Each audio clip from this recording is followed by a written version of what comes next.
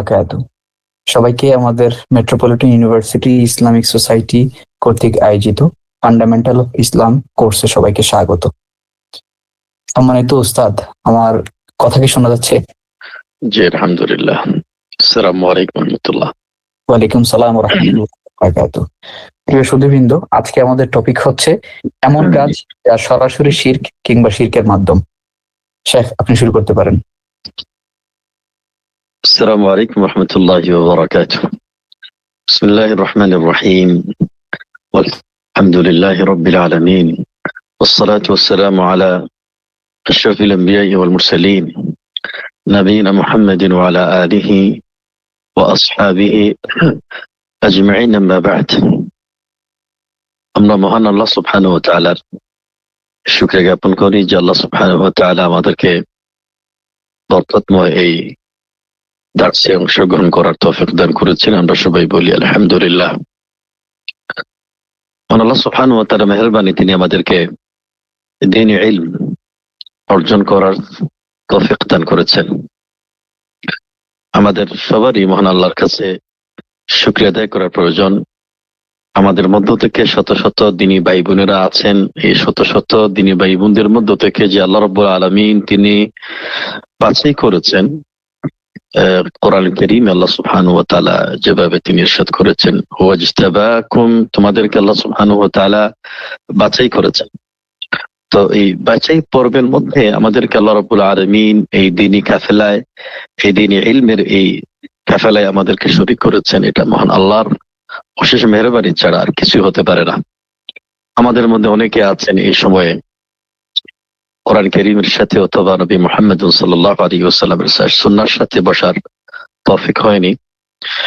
তো এত সমস্ত ভাইদের মধ্য থেকে আমাদেরকে যে আল্লাহ তৌফিক দান করেছেন, এটা আল্লাহ রাব্বুল আলামিনের বড় নিয়ামত হিসেবে আমরা মনে করি। আমার সম্মানিত উপস্থিতি, আজকে আমরা আজকের মডিউলের 5 নং মডিউল ইনশাআল্লাহ আমরা আলোচনা করতে যাচ্ছি। তো আমরা গত 4টি মডিউলে শুরু থেকেই ইমানের উপরে আলোচনা করেছিলাম। অতঃপর আমরা মহান আল্লাহ সুবহানাহু ওয়া তাআলার ইমানের উপরে, বিশেষ করে আল ইমানু বিল্লাহি আযজা ওয়া জাল, আল্লাহ সুবহানাহু ওয়া তাআলার ইমানের বিষয়ে এবং ইমান বিধ্বংসী শিরক বিষয়ে আমরা বিস্তারিত আলোচনা গত মডিউল পর্যন্ত আমরা করেছিলাম। আলহামদুলিল্লাহ, আজকের আলোচনার মাধ্যমেই আমাদের আল্লাহ সুবহানাহু ওয়া তাআলার প্রতি ইমানের যে বিষয় রয়েছে, সেই ইমানের বিষয়বস্তু আজকে আমরা আলোচনার মাধ্যমে সমাপ্ত করব ইনশাআল্লাহ তাআলা। আমি ব্যক্তিগতভাবে ইচ্ছাকৃতভাবেই এই কয়েকটি মডিউলে আল্লাহ সুবহানাহু ওয়া তাআলার প্রতি ইমানের বিষয়ে বিস্তারিত আলোচনা করার চেষ্টা করেছি। এই বিষয়টি পিছিয়ে রাখা অথবা অন্য সময় আলোচনা করার কোনো প্রয়োজন মনে করি নাই, কারণ আল্লাহ রাব্বুল আলামিনের প্রতি ইমান, এটা হলো ইমানের মূল বিষয়, ইমানের কেন্দ্রবিন্দু। তো মহান আল্লাহ সুবহানাহু ওয়া তাআলার ইমানের বিষয়টি যতক্ষণ না পর্যন্ত আমাদের কাছে ক্লিয়ার ধারণা, ক্লিয়ার কনসেপ্ট তৈরি না হবে, বাকি অন্যান্য রকম বা স্তম্ভের উপরে ইমান আনা আমাদের তেমন কোনো উপকারে আসবে না বলেই মূলত আমি এই মহান আল্লাহর প্রতি ইমানের বিষয়ে বিস্তারিত আলোচনা করেছি। আরো অনেকগুলি আলোচনা আমাদের জন্য প্রয়োজন। তারপরও আমি আশা করছি যে আমরা মৌলিকভাবে আল্লাহর প্রতি ইমানের বিষয়ে যথেষ্ট আমরা আলোচনা করেছি, এবং আজকের এই মডিউলে আমরা এই বিষয়গুলো শিরকের যে বিষয়গুলো রয়েছে, এই বিষয়গুলো আলোচনার মাধ্যমে আশা করছি আমরা মোটামুটি একটু ভালো ধারণা আমরা আল্লাহ সুবহানাহু ওয়া তাআলার প্রতি ইমানের বিষয়ে আমরা অর্জন করতে পারবো ইনশাআল্লাহ তাআলা।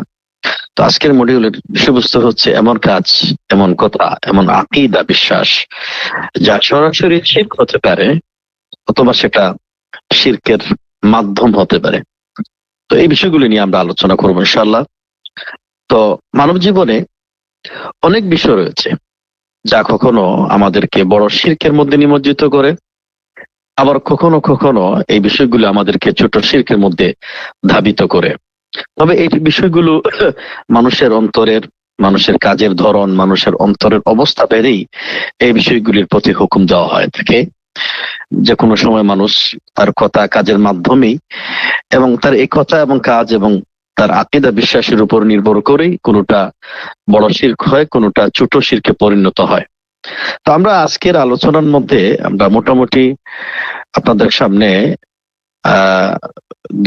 9টির মতো মোটামুটি আপনাদের সামনে 9টির মতো উদাহরণ উল্লেখ করার চেষ্টা করবো ইনশাআল্লাহ, যে কাজগুলি সরাসরি শিরকের অন্তর্ভুক্ত এবং কোন কাজগুলি শিরকের পথে আমাদেরকে ধাবিত করছে। শুরুতেই প্রথম বিষয়টি নিয়ে আপনাদের সামনে আলোচনা করতে চাই। প্রথম বিষয়টা হচ্ছে যে রোগ ব্যাধি ও বিপদ আপদ দূর করা অথবা প্রতিরোধ করার উদ্দেশ্যে আংটি, তাগা, সুতা ইত্যাদি ব্যবহার করা। তো আমাদের অনেকেরই রোগ হয়, সবারই রোগ হয়, আমাদের সবারই বিপদ আপদ আসে। এই বিপদ আপদ দূর করার লক্ষ্যে আমাদের মধ্যে, আমাদের সমাজে প্রচলিত আছে যে এই বিপদ আপদ দূর করার লক্ষ্যে আমরা আংটি ব্যবহার করি, অথবা তাগা ব্যবহার করি, অথবা সুতা ব্যবহার করি। এরকম অনেক কিছু আমরা ব্যবহার করার চেষ্টা করি। তো আমাদের এই সমাজে এরকম দৃষ্টিভঙ্গি নিয়ে যারা ব্যবহার করেন যে এই আংটি, এই সুতা, এই তাগা আমাকে এই বিপদ থেকে দূর করবে, বিপদ থেকে উদ্ধার করবে, মুসিবত থেকে আমাকে দূর করে দিয়ে দিবে, এইরকম দৃষ্টিভঙ্গি নিয়ে কেউ যদি এরকম কিছু ব্যবহার করে তাহলে এটা শিরকের অন্তর্ভুক্ত হয়ে যাবে। তো এক্ষেত্রে এই বিষয়টি কখন শিরক আকবর হবে, বড় শিরক হবে, যখনই এই তাগা, এই আংটি অথবা এই সুতা বা অন্য কিছু বালা, যে কোনো কিছু হতে পারে, যে কোনো আংটি হতে পারে, যদি মনে করা হয় এই তাগাই আমাকে বাঁচাবে, এই আংটি আমাকে বিপদ থেকে উদ্ধার করে দেবে, তাহলে এটা শিরক আকবর, বড় শিরকে পরিণত হয়ে যাবে। আর যদি এই বিষয়টি হয় যে না, মহান আল্লাহ সুবহানাহু ওয়া তাআলা তিনি সবকিছুর মালিক, তিনি আমাদের বিপদ আপদ দূর করে দেন, তবে এই আংটি, এই তাগা, এই সুতা বা অন্য কিছুটা ওসিলা মাত্র, তাহলে এটা শিরকে আসগর হবে।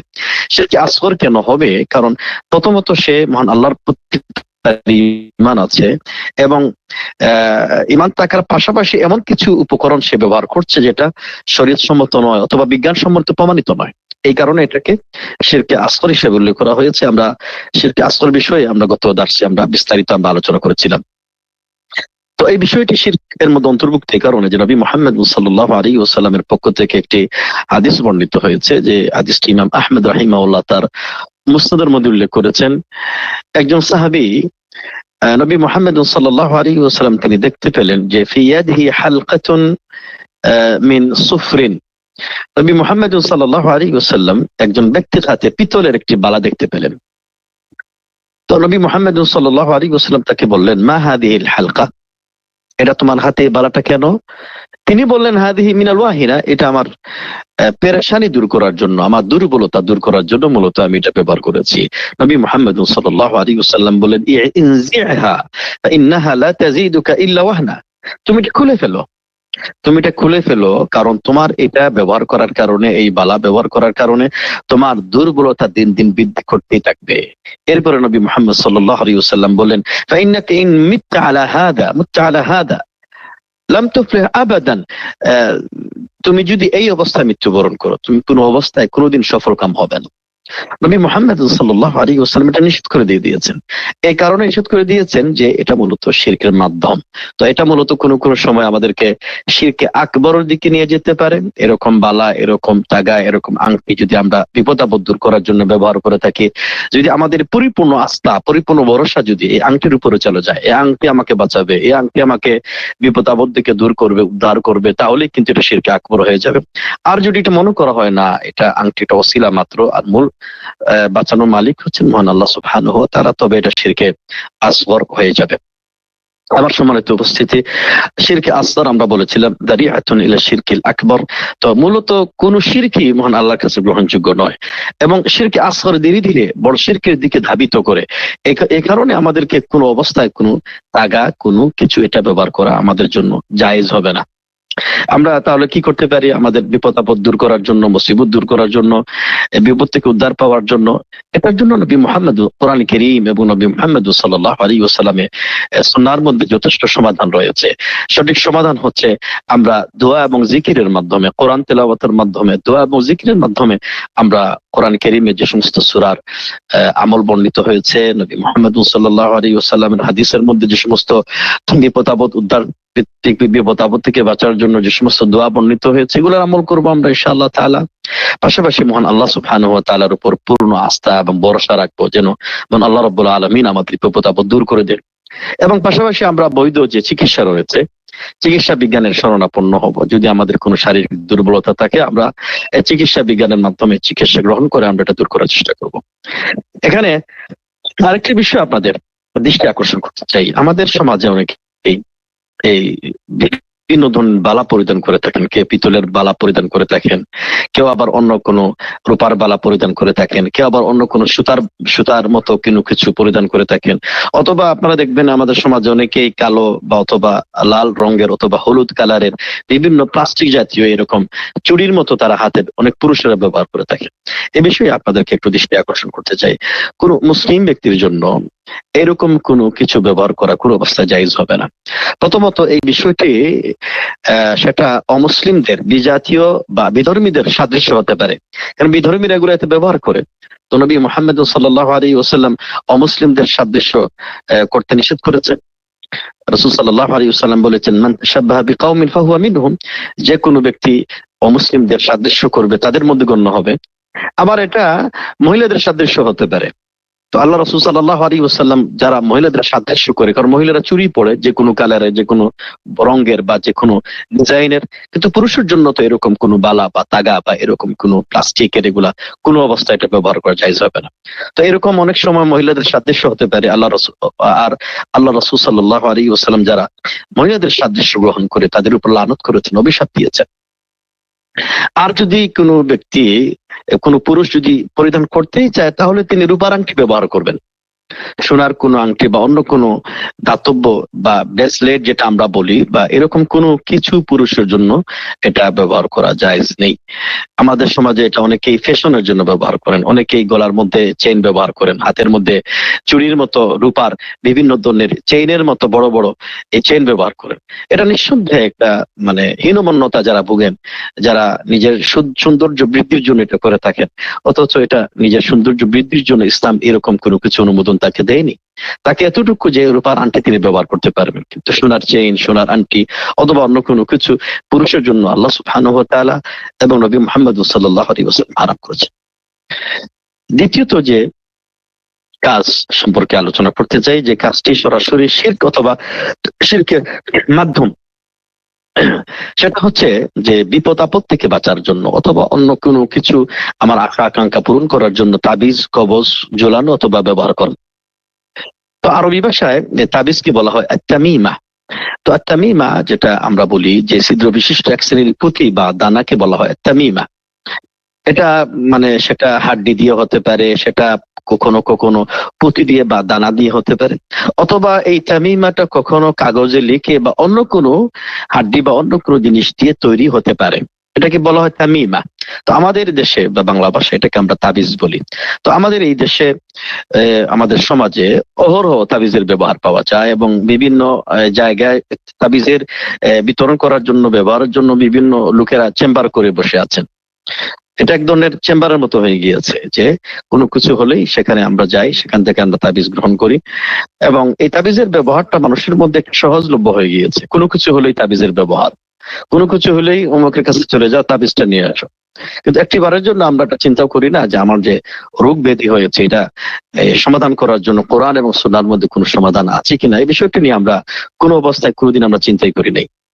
তো এই যে তাবিজের ব্যবহার, এই তাবিজের ব্যবহার ইসলামের মধ্যে এই তাবিজের ব্যবহার আছে কিনা, কোরআন সুন্নাহ কি বলে এই তাবিজের ব্যবহারকে আমরা করতে পারবো কিনা, তো এই বিষয়টি আপনাদের সামনে ক্লিয়ার করতে চাই। তাবিজ কোন সময় ব্যবহার করাটা শিরক হবে, এই বিষয়টি প্রথমে আমরা আলোচনা করতে চাই। তাবিজ যে সময় ব্যবহার করলে, যে অবস্থায় ব্যবহার করলে সেটা শিরক হবে অথবা কুফরি হবে। এই তাবিজ ব্যবহার করার কারণে একজন ইমানদার বান্দা ইসলাম থেকে খারিজ হয়ে যাবে।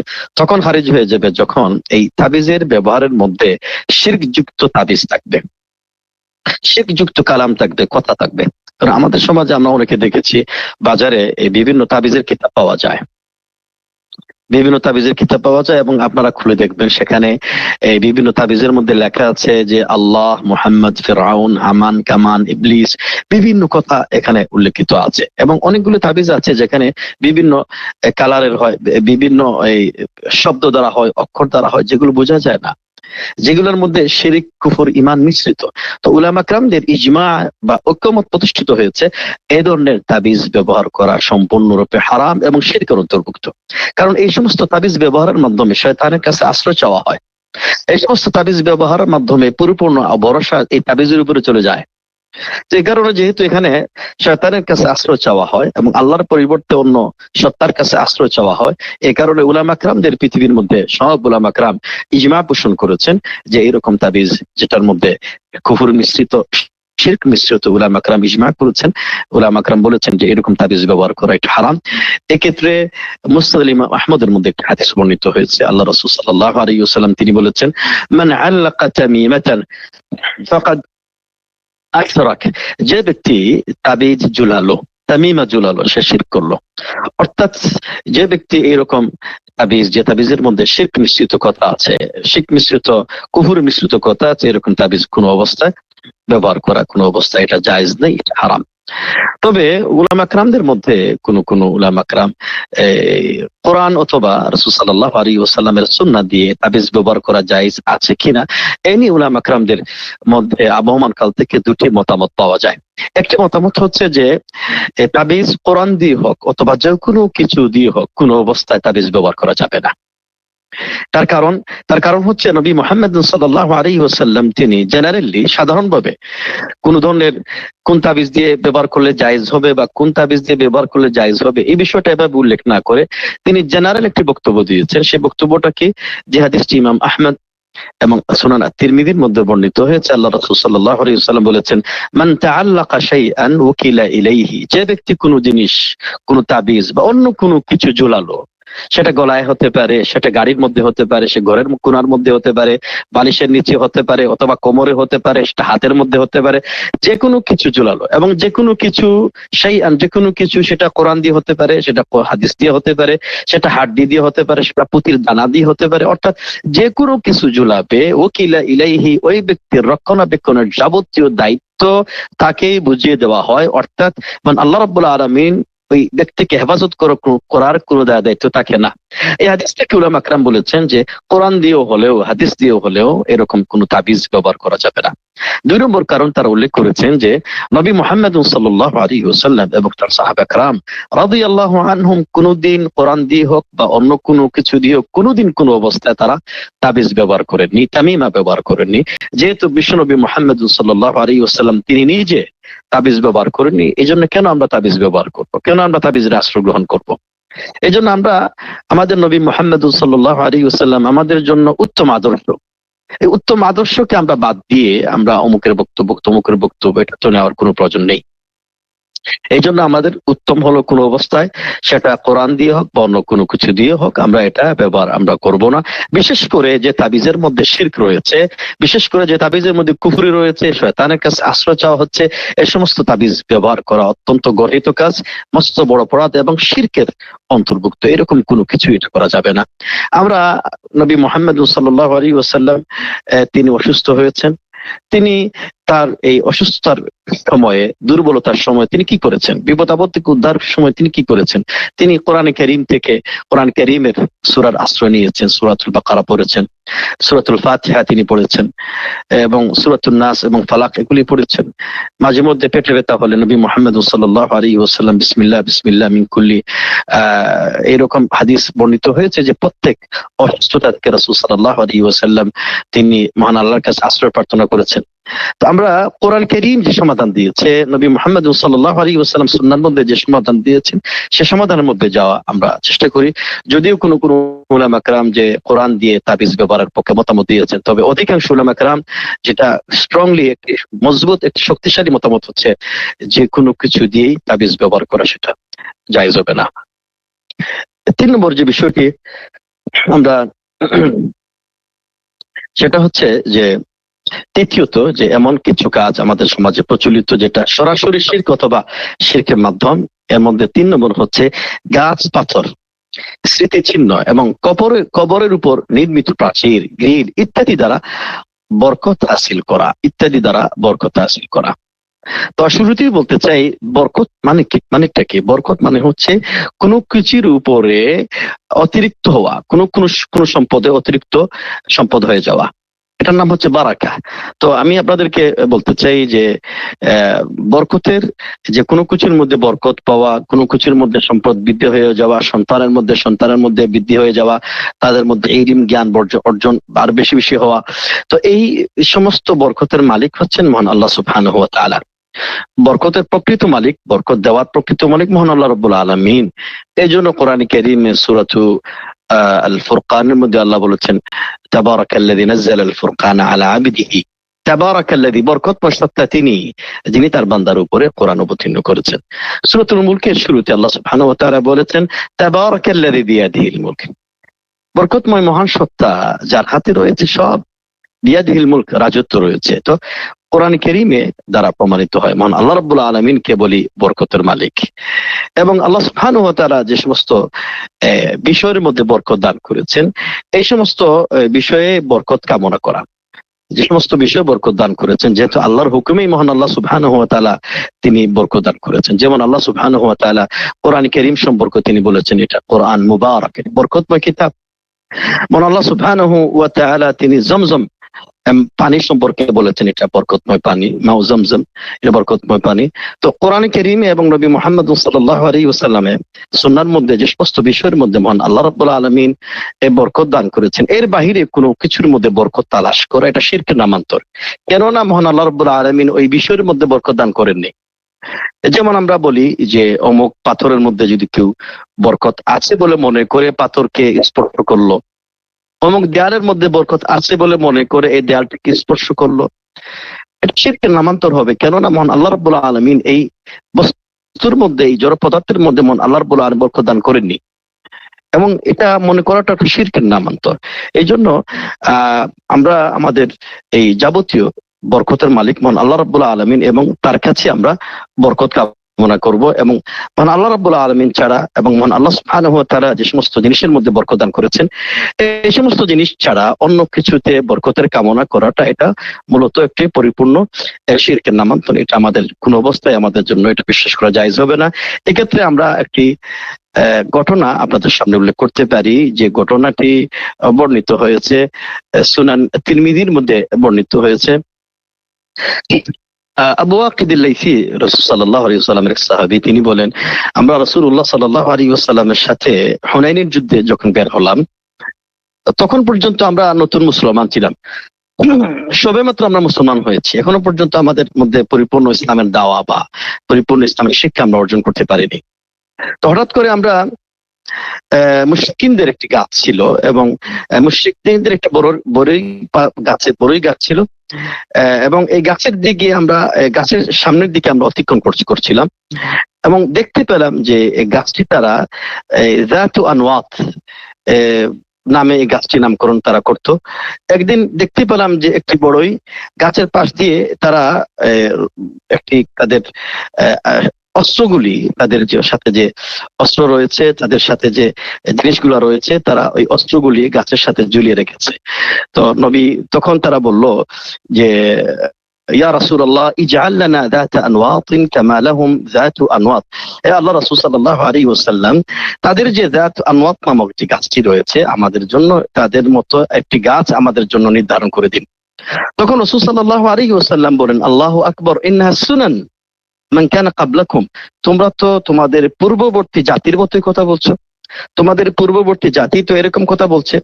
আল্লাহর শপথ, আমি যার হাতে আমার জীবন রয়েছে, আমি তার নামে কসম করে বলছি যে বনী ইসরাঈলের লোকেরা নবী মুহাম্মদ সাল্লাল্লাহু আলাইহি ওয়াসাল্লামকে বলেছিল যে, হে মূসা, মুশরিকদের যেমন মাবুদ আছে, আমাদের জন্য তেমনি একটি মাবুদ নির্ধারণ করে দাও।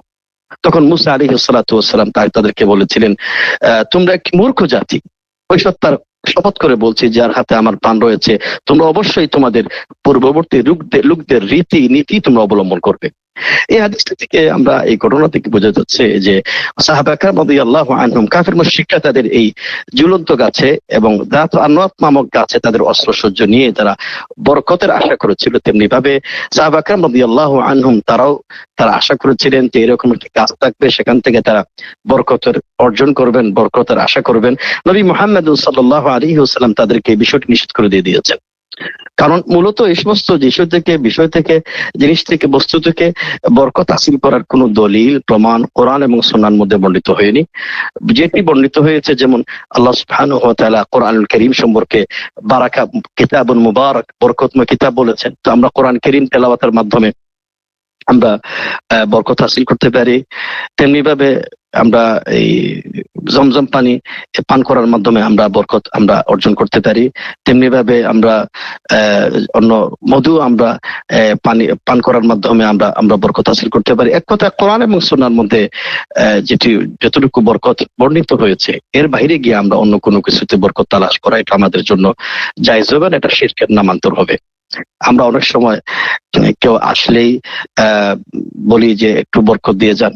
আমাদের সমাজে এরকম অনেকেই আছে যারা পান বেশি বেশি বক্ষণ করেন, এবং অনেক পীর সাহেবকে আমরা শুনেছি তাদের মুখের এই পান চিবিয়ে খাবার পরে তারা মুখের সামান্য কিছু পান অথবা কিছু লালা অথবা কিছু সুপারি দিয়ে বলেন একটু তাবারক করে যান, একটু তাবারক নিয়ে যান। তো আসলে এই সুপারির মধ্যে, ওনার মুখে লালার মধ্যে তো আসলে বরকত দেওয়া হয়নি। তো এটাকে বরকত মনে করাটা শিরকের নামান্তর। অনেকেই আছে যে আমি অমুকের শরীর স্পর্শ করলে আমার শরীরে বরকত চলে আসবে, এইরকম ধারণা পোষণ করাটা শিরকের নামান্তর। এরকম একটি ঘটনা আপনাদের সামনে শেয়ার করতে চাই। এই ঘটনাটি হচ্ছে যে, আপনারা মক্কার ইমাম সাহেবকে চেনেন, শেখ আব্দুর রহমান সুদাইস হাফিজাহুল্লাহ। তিনি যখন কাবা শরীফে ইমামতি করার জন্য যান, তখন মুসল্লিরা চতুর্দিক থেকে তার পরিবেষ্টন করে তাকে স্পর্শ করে তার শরীর থেকে বরকত নেওয়ার জন্য তারা চেষ্টা করে। তো এরকম একটি ঘটনা একজন শায়েখ আমাদেরকে বললেন যে, একজন মুসল্লি পাকিস্তান থেকে এসেছে। তো তিনি অনেক কষ্ট করে শেখ আব্দুর রহমান সুদাইসের শরীর স্পর্শ করে পুরো শরীর তিনি মাছে করে দিয়েছেন, মাখিয়ে দিয়েছেন। তিনি মনে করেছেন শেখ আব্দুর রহমান সুদাইসের শরীরের মধ্যে এত বেশি বরকত, আমি তার শরীর স্পর্শ করলে আমার শরীরের মধ্যে অতিরিক্ত বরকত চলে আসবে। এরকম মনে করা শিরকের নামান্তর। তেমনি ভাবে একটা ঘটনা আপনাদেরকে বলতে পারি। সেই ঘটনাটি হচ্ছে, একজন ব্যক্তি তিনি মসজিদে নববীর মধ্যে গিয়েছেন। মসজিদে নববীর মধ্যে যাওয়ার পরে সেখানে তিনি রাসূল সাল্লাল্লাহু আলাইহি ওয়াসাল্লামের যে কবর আছে, সেটা পিতল দিয়ে চতুর্দিক থেকে ঘেরাও করা আছে। ততক্ষণ তিনি একটা কাপড় নিয়ে গিয়েছিলেন যে কোনো অবস্থায় আমি যদি এই কাপড় দিয়ে এই রাসূল সাল্লাল্লাহু আলাইহি ওয়াসাল্লামের এই রওযাটা স্পর্শ করতে পারি, তাহলে অনেক বরকত আমরা হাসিল করতে পারবো। তখন তিনি গিয়ে দেখলেন যে সেখানে পুলিশ দাঁড়ানো আছে। তো তিনি বললেন যে, এখন হয়তো পুলিশ আছে, আমি রাত 3টার সময় আসবো। তিনি তখন রাত 3টার সময় আসলেন। তখন এসে দেখলেন পুলিশ। তারপরে বললেন, না আমি একটু পরে আসবো। তারপরে আসে দেখলেন পুলিশ। তখন তিনি নিরাশ হয়ে গেলেন। তিনি এই কাপড় দিয়ে রাসূল সাল্লাল্লাহু আলাইহি ওয়াসাল্লামের রওযা থেকে তিনি স্পর্শ করে বরকত নেওয়ার জন্য তিনি এসেছিলেন। তখন তিনি বারবার চেষ্টা করেন, পুলিশ তাকে বাধা দেয়। তখন যতবার চেষ্টা করেন বাধা দেয়। তখন নিরাশ হয়ে বললেন যে, আচ্ছা বলুন তো দেখি, আমি তো বরকত নেওয়ার জন্য আসছিলাম, দিলেন না। তবে আপনাকে প্রশ্ন করি, আপনি যে এখানে দায়িত্বরত আছেন, পাহারা দিচ্ছেন, কত বছর ধরে আপনি দায়িত্ব পালন করছেন? তখন পুলিশ ব্যক্তি বলল, আমি তো 20 বছর ধরে অনুমানিক এখানে দায়িত্ব পালন করছি। তখন ওই ব্যক্তি মনে মনে ভাবলো যে 20 বছর ধরে এখানে রাসূল সাল্লাল্লাহু আলাইহি ওয়াসাল্লামের কবরের পাশে, রওযার পাশে বসে দায়িত্ব পালন করছে, তাহলে 20 বছরে কত বরকত তার শরীরের মধ্যে চলে এসেছে। এজন্য অবশেষে এই ব্যক্তি নিজের কাপড়টা বের করে এনে পুলিশের শরীরে মাখিয়ে মাসে করে পুরা শরীরটা, তার নিজের শরীরটা মাখিয়ে দিল। এই যে আবেগ মানুষের মধ্যে, এই আবেগটাকে কন্ট্রোল করতে হবে। ওই পুলিশের শরীর যে কিভাবে অটোমেটিক বরকত চলে এসেছে, সে মনে করেছে এখানে অবস্থান করার কারণে তার শরীরের মধ্যে বরকত চলে এসেছে।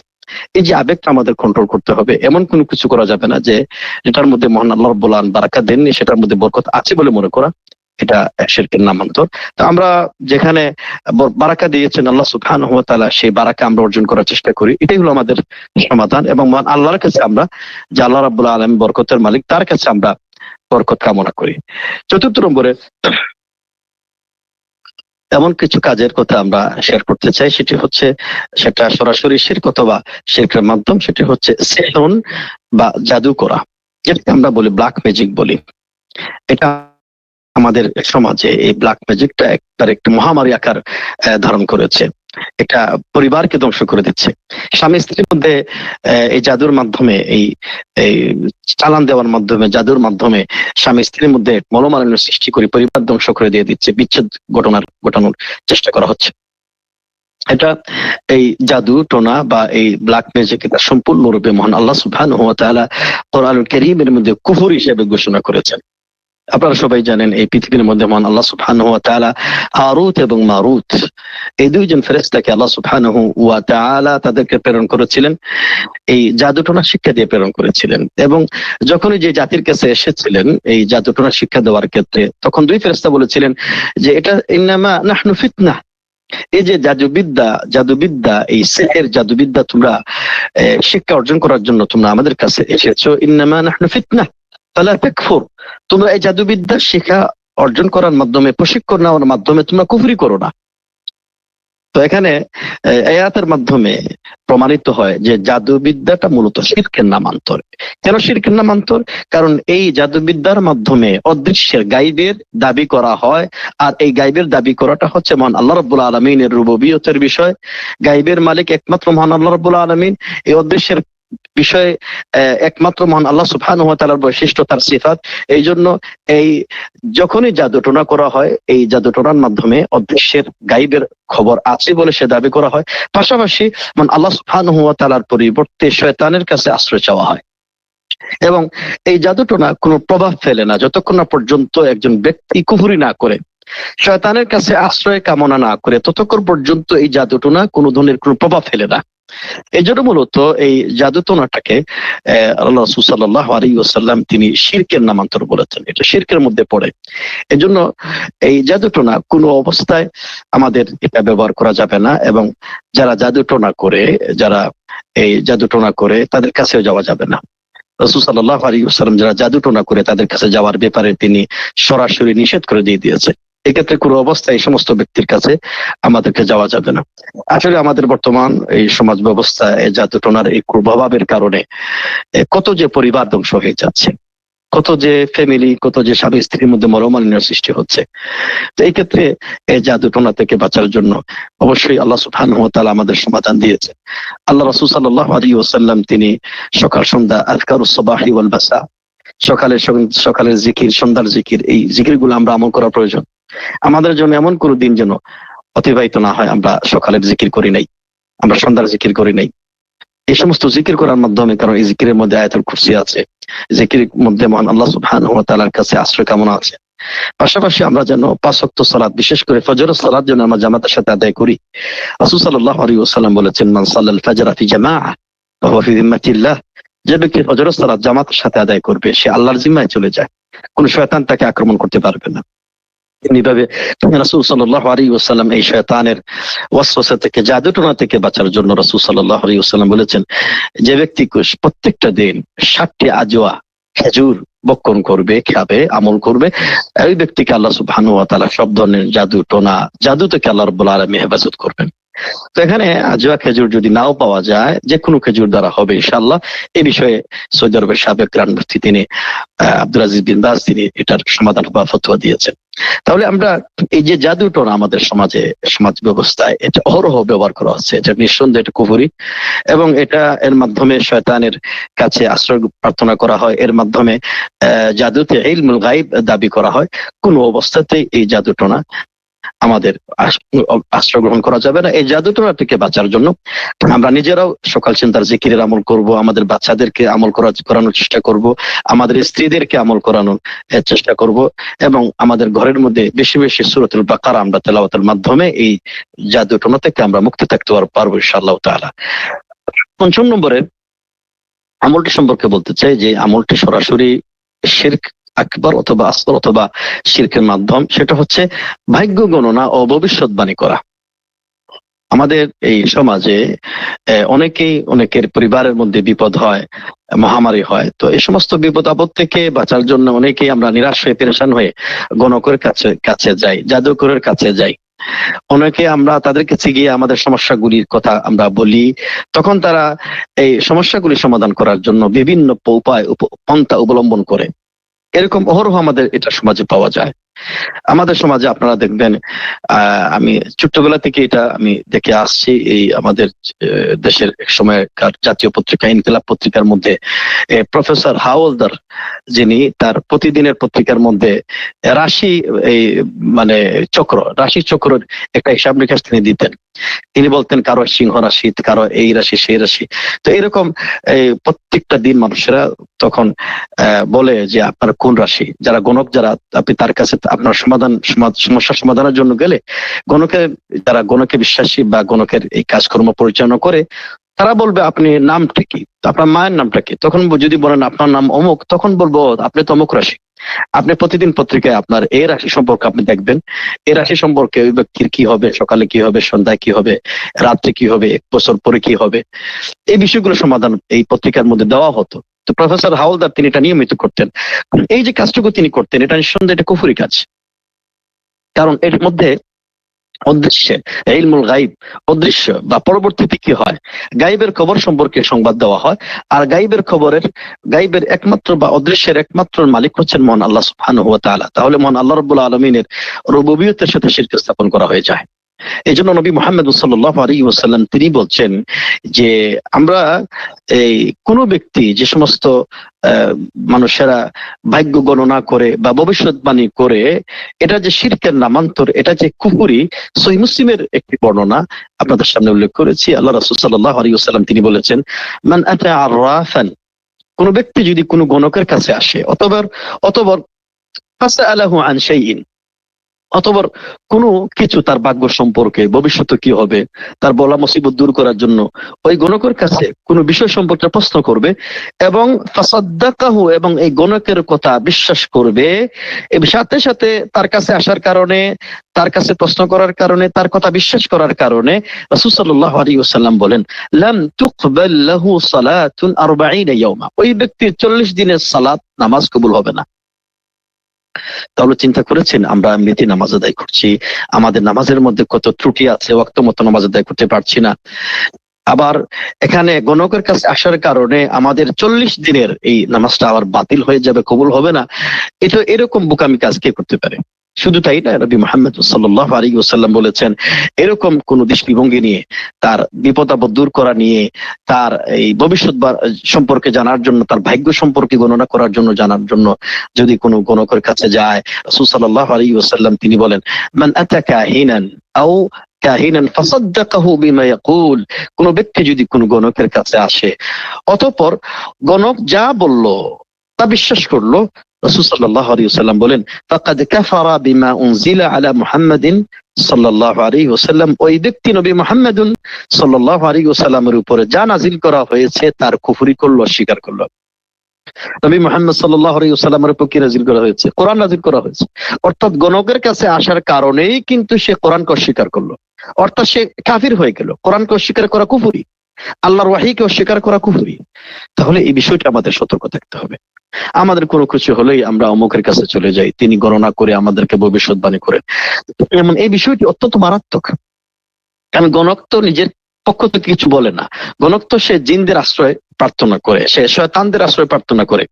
তো গণক যখন শয়তানদের আশ্রয় প্রার্থনা করে, আবার জিনের আশ্রয় প্রার্থনা করে, তখন ওই সমস্ত জিনেরা, ওই সমস্ত শয়তানেরা একটা কথার সাথে 100টা মিথ্যা মিশ্রিত কথা যুক্ত করে দিয়ে তার কাছে মানে প্রেরণ করে দেয়। তখন গণক একটা কথা বলে, হয়তো বা একটা কথা ওটা এই কথার সাথে, বাস্তবতার সাথে মিলে যেতে পারে, আবার না মিলতেও পারে। তো অনেক সময় আমরা মনে করি যে গণক যে কথাটা বলেছে তাহলে তো এই কথাটা সত্য হতে পারে। এই জন্য আমরা মাঝে মধ্যে তাদের কথা শুনে আমরা বিভ্রান্ত হয়ে যাই। আপনাদেরকে একটু গুমর ফাঁস করে দিই। যে বিষয়টা হচ্ছে, রাসূল সাল্লাল্লাহু আলাইহি ওয়াসাল্লাম তিনি বলেছেন, প্রত্যেকটি মানুষের সাথে একটা জিন থাকে। তো যে ব্যক্তি গণক, তো গণকের সাথে তো একটা জিন আছে। তো আপনি যখন আপনার সমস্যাটা নিয়ে এই গণকের কাছে গেলেন, গণক তখন ওই জিনের আশ্রয় নেয়। তখন ওই জিনটা, ওই যে ব্যক্তি আগন্তুক, ওই ব্যক্তির সাথে যে জিনটা আছে, ওই জিনের সাথে সে একটা কানেক্টিভিটি তৈরি করে এবং সে বলে যে তার পুরো লাইফ স্টাইল কেমন ছিল, গত সপ্তাহে কেমন ছিল, এবং এই আজকে দিনে কি করেছে, কতটা জায়গায় সে বিপদগ্রস্ত হয়েছে, কোন সময় ঘুমিয়েছে, কি খেয়েছে, তখন ওই জিনটা আগন্তুক ব্যক্তির সাথে যে জিনটা আছে, ওই জিনটা কিন্তু ওই গণকের সাথে যে জিনটা আছে, ওই গণকের কাছে সমস্ত রিপোর্ট তার সম্পর্কে বলে দেয়। তখন ওই জিনটা গণকের কাছে বলে, তখন গণক যখন আপনার সম্পর্কে সবকিছু বলে দেয়, তখন আমি এটা অবাক হয়ে যাই যে এটা কেমনে করে বলতে পারে। অবশ্যই তার কাছে কোনো অলৌকিকত্ব আছে, কোনো পাওয়ার আছে, ক্ষমতা আছে, তা না হলে এটা বলতে পারে কেমনে। তা আসলে এই বিষয়টি এভাবেই ধরে নিতে হবে। এরকম কোনো কিছু গণক যা কিছু বলবে কোনো কিছু বিশ্বাস করা যাবে না, কারণ গণকের কাছে বিশ্বাস করাটাই হচ্ছে আল্লাহ সুবহানাহু ওয়া তাআলার কোরআন কারীমের উপর অস্বীকার করার সামিল। এই জিনিসটা কুফরি, শিরকের নামান্তর। কারণ এটা শিরক কেন হয়?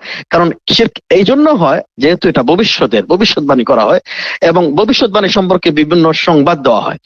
এই জন্য দেখবেন এটা এই কারণেই মহান আল্লাহ রাব্বুল আলামিনের রুবুবিয়তের মধ্যে এটা শরীক স্থাপন করা হয়, এর জন্য এটা শিরক হয়। এবং এই বিষয়টি আরেকটু খেয়াল করবেন, আমি যখন কোনো সমস্যায় পড়ে গেলে আমরা আমাদের পরিবারের সমস্যার কারণে আমরা অমুকের কাছে যাই, গণকের কাছে যাই। এই গণকটা যে এমন কোন যার মুখে দাড়ি থাকবে না, যার সুন্নতি পাবন্দি থাকবে না, বিষয়টা কিন্তু এমন নয়। অনেক লোকেরা আছে যারা বিভিন্ন মাদ্রাসায় পড়াশোনা করে এরকম এই ভবিষ্যৎবাণী করার কাজে অনেকেই ব্যস্ত আছেন বা সময় দিচ্ছেন, এরকম লোক হতে পারে। তো আপনি যখন যাবেন তখন আপনি গণক তখন আপনার পরিবারের সমস্যা সমাধানের ক্ষেত্রে বলতে পারে মাঝে মধ্যে, আসলে তোমাদের ঘরে যে নতুন ভাবি এনেছো, এই নতুন ভাবির কারণেই কিন্তু এই সমস্যাটা হচ্ছে। একজন জাল গিয়েছেন এই জালের বিরুদ্ধে প্রতিবাদ করতে, তখন গণক পরিবারের মধ্যে সমস্যা সৃষ্টি করার কারণ সে বলবে তোমার এই পুরাতন বা বড় জাল, ছোট্ট জাল এটা কাজটা করছে, অথবা তোমার ছোট ভাই তোমার বিরুদ্ধে এটা করছে। তাহলে এই সমস্ত গণক এই শয়তানের ওয়াসওয়াসায় পড়ে একটা পরিবারের মধ্যে বিশৃঙ্খলা সৃষ্টি করে দেয়া দেয়। এই জন্য এরকম কোনো কথাই বিশ্বাস করা যাবে না, এরকম গণকের কোনো কথাই বিশ্বাস করা যাবে না। বিশ্বাস করলে এটা কুফরি হয়, এটা শিরকের নামান্তর হয়, এবং এটা বিশ্বাস করার পাশাপাশি একটা সুন্দর পরিবার এটা ধ্বংসের মুখে পতিত হয়, পরিবারের মধ্যে মনোমালিন্য সৃষ্টি হয়, দূরত্ব সৃষ্টি হয়, পরিবারের মধ্যে রহমত বরকত আর থাকে না। আমার সম্মানিত ভাইরা, তাইলে আমরা এ পর্যায়ে 6 নম্বরে এমন কিছু কাজ আমাদের সমাজে প্রচলিত আছে যেটা সরাসরি শিরকের নামান্তর, অথবা সেটা আমাদেরকে শিরকের দিকে ধাবিত করে। সেটা হলো কোনো সৃষ্টিকে অশুভ বা শুভ মনে করা, কোনো কাজকে, অথবা কোনো সৃষ্টিকে, অথবা কোনো যাত্রাকে, অথবা কোনো পদক্ষেপকে শুভ অশুভ মনে করা। যখন আমি বলি, যেমন আমরা কোনো দিনকে আমরা শুভ অশুভ মনে করলাম, যেমন আমাদের এই মঙ্গলবার, এটা নাম রাখা হয়েছে মঙ্গলবার, তাহলে এই মঙ্গলবার কাজটা করলে আজকের কাজটা খুবই শুভ হবে। শনিবারে এরকম কোন কাজ করা যাবে না, শনিবারে কাজটা করলে অমঙ্গল হয়। এই জন্য আমাদের সমাজে প্রচলিত আছে অনেকে শনিবারে বিবাহ অনুষ্ঠান করে না, কারণ এই দিন নাকি বিবাহ সম্পাদন করলে অমঙ্গল হয়। আবার অনেকেই বলে যে আমরা মঙ্গলবার কাজটা করলে আমাদের জন্য মঙ্গল হবে। এই কাজটুকু আকীদা বিশ্বাস পোষণ করা সরাসরি শিরকের নামান্তর। কারণ আল্লাহ সুবহানাহু ওয়া তাআলা কোনো বস্তুর মধ্যে, অথবা কোনো দিনের মধ্যে, অথবা কোনো জড় পদার্থের মধ্যে মানে আল্লাহ রাব্বুল আলামিন মঙ্গল অমঙ্গলের সাথে সম্পর্ক যুক্ত করেন নাই। কারণ মঙ্গল অমঙ্গল করার মালিক হচ্ছেন মহান আল্লাহ সুবহানাহু ওয়া তাআলা। তিনি কেবলমাত্র আমাদের শুভ করতে পারেন, আমাদের জন্য অশুভ করতে পারেন। তিনি কেবলমাত্র আমাদের কল্যাণ দিতে পারেন, অকল্যাণ দিতে পারেন। যেমনটি আমাদের দেশে প্রতি বছরই মঙ্গল শোভাযাত্রা নামে যে যাত্রা করাটা হয়, এটা নিঃসন্দেহে এটা শিরকের যাত্রা। এটা কোনো মুসলমান এই মঙ্গল শোভাযাত্রায় শরীক হতে পারে না, কারণ এটার মধ্যে শিরক রয়েছে। কারণ মানুষ মনে করে এই সমস্ত মঙ্গল শোভাযাত্রা যারা প্রদীপ জ্বালিয়ে, মোমবাতি জ্বালিয়ে খালি পায়, অথবা অন্য কোনো পন্থায় যারা অগ্রসর হয়, তারা এটা প্রমাণ করার চেষ্টা করে যে আমরা এমন একটা যাত্রা শুরু করেছি, আমাদের যাত্রাটা হলো মঙ্গলময় যাত্রা। তো এই যাত্রা যে মঙ্গলময় হলো, এটা কেমনে বুঝলেন আপনি? আল্লাহ সুবহানাহু ওয়া তাআলা অথবা নবী মুহাম্মদুন সাল্লাল্লাহু আলাইহি ওয়াসাল্লাম কি এরকম কোন যাত্রাকে মঙ্গলময় যাত্রা বা উপহার বা উল্লেখ করেছেন কিনা? না। তো এটা মূলত এটা শিরকের নামান্তর। তেমনি ভাবে কোন সংখ্যা কে মঙ্গল বা অমঙ্গল মনে করা, আমাদের দেশে প্রচলিত আছে যে লাকি 7, যে 7 যে নম্বরটা রয়েছে, এই নম্বর কেউ যদি তার লটারির মধ্যে পেয়ে যায়, অথবা কেউ যদি তার হঠাৎ করে পেয়ে যায়, তো মানুষেরা কি এটাকে খুব ভালো আকীদা পোষণ করে যে আমি মনে হয় খুব লাকি, আমি মনে হয় খুব সুখী, আমি মনে হয় খুব ভাগ্যবান। আবার মাঝে মধ্যে যখন আমার বলা হয় যে আনলাকি 13, যে 13 নম্বর যদি কারো হয়ে যায়, তখন মানুষেরা পেরেশান হয়ে যায়, অশান্তি তার মধ্যে আর বৃদ্ধি পেয়ে যায়। আরে আমার আজকে কি হবে, কি সমস্যাটা হবে। এটা এই ধরনের আকীদা পোষণ করা একটা জায়েজ নেই, হারাম।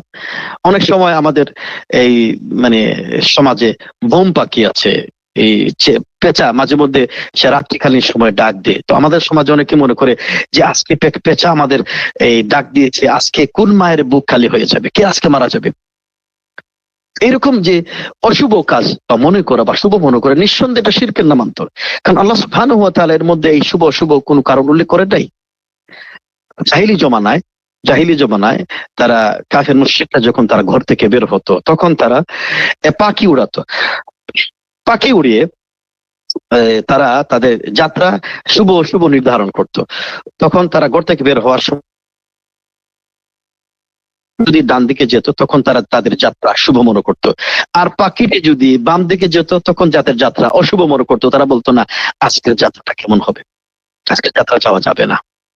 এই জন্য রাসূল সাল্লাল্লাহু আলাইহি ওয়াসাল্লাম জাহিলিয়াতের এই কুসংস্কার, এই শিরকে আকীদা বিশ্বাসের বিরুদ্ধে রাসূল সাল্লাল্লাহু আলাইহি ওয়াসাল্লাম বক্তব্য দিয়েছেন। যে হাদিসটি সহিহ বুখারীর মধ্যে বর্ণিত হয়েছে। আল্লাহ রাসূল সাল্লাল্লাহু আলাইহি ওয়াসাল্লাম বলেছেন, লা আদওয়া ওয়ালা তিয়ারা ওয়ালা হামাতা ওয়ালা সাফার। রোগের কোন সংক্রমণ শক্তি নেই, পাখি উড়িয়ে কল্যাণ অকল্যাণ নির্ধারণ করার কোন ভিত্তি নেই। পাখি উড়ানো যাবে না। পাখি উড়িয়ে এটার মধ্যে কল্যাণ কামনা করা, ডান দিকে গেলে কল্যাণ হবে, বাম দিকে গেলে কল্যাণ হবে, এরকম কোন বিশ্বাস ইসলামের মধ্যে নেই। আপনি দেখবেন আমাদের সমাজে এই জাহিলিয়াতের এই হুবহু এই দৃষ্টিভঙ্গির মতো আমাদের সমাজে এই কুসংস্কার এখনো পর্যন্ত আছে। আমি ঘর থেকে বের হচ্ছি, হঠাৎ করে আমার হাত থেকে মোবাইলটা পড়ে গেল। তখন আমার মনে যদি এটা আসে, অনেকের মনে আসে, আরে আজকে মনে হয় কি অকল্যাণ আছে, হাত থেকে মোবাইলটা পড়ে গিয়েছে, তাহলে আজকে আর বাদ দিয়ে আজকে যাত্রা আর করবো না। এই কাজটুকু, এই দৃষ্টিভঙ্গি কেউ যদি পোষণ করে, শিরকের নামান্তর হয়ে যাবে। রাসূলুল্লাহ সাল্লাল্লাহু আলাইহি ওয়াসাল্লাম যে হাদিসটি সুনানের মধ্যে বর্ণিত হয়েছে, আল্লাহ রাসূল সাল্লাল্লাহু আলাইহি ওয়াসাল্লাম তিনি বলেছেন, মান রাদ্দাতহু তিয়ারাতা আন মিন হাজাতিন ফাকাদ আশরাক। কুলক্ষণের দ্বারা, হঠাৎ করে আপনি একটা জিনিসের মধ্যে একটা কুলক্ষণ শুভ অশুভ নির্ধারণ করলেন, এই কুলক্ষণের দ্বারা কোন ব্যক্তির কোন প্রয়োজন পূরণে বাধা দিল, যাত্রা থেকে বাধা দিল, কোন কাজ করা থেকে বাধা দিল, কোন সিদ্ধান্ত গ্রহণ করা থেকে বাধা দিল, নবী মুহাম্মদুন সাল্লাল্লাহু আলাইহি ওয়াসাল্লাম বলেন, ফাকাদ আশরাকা, শিরক করলো। কারণ এই বস্তুর মধ্যে, এই উপকরণের মধ্যে মহান আল্লাহ রাব্বুল আলামিন কোন ধরনের কোন বাস্তব কোনো কিছু আল্লাহ রাব্বুল আলামিন উল্লেখ করেননি।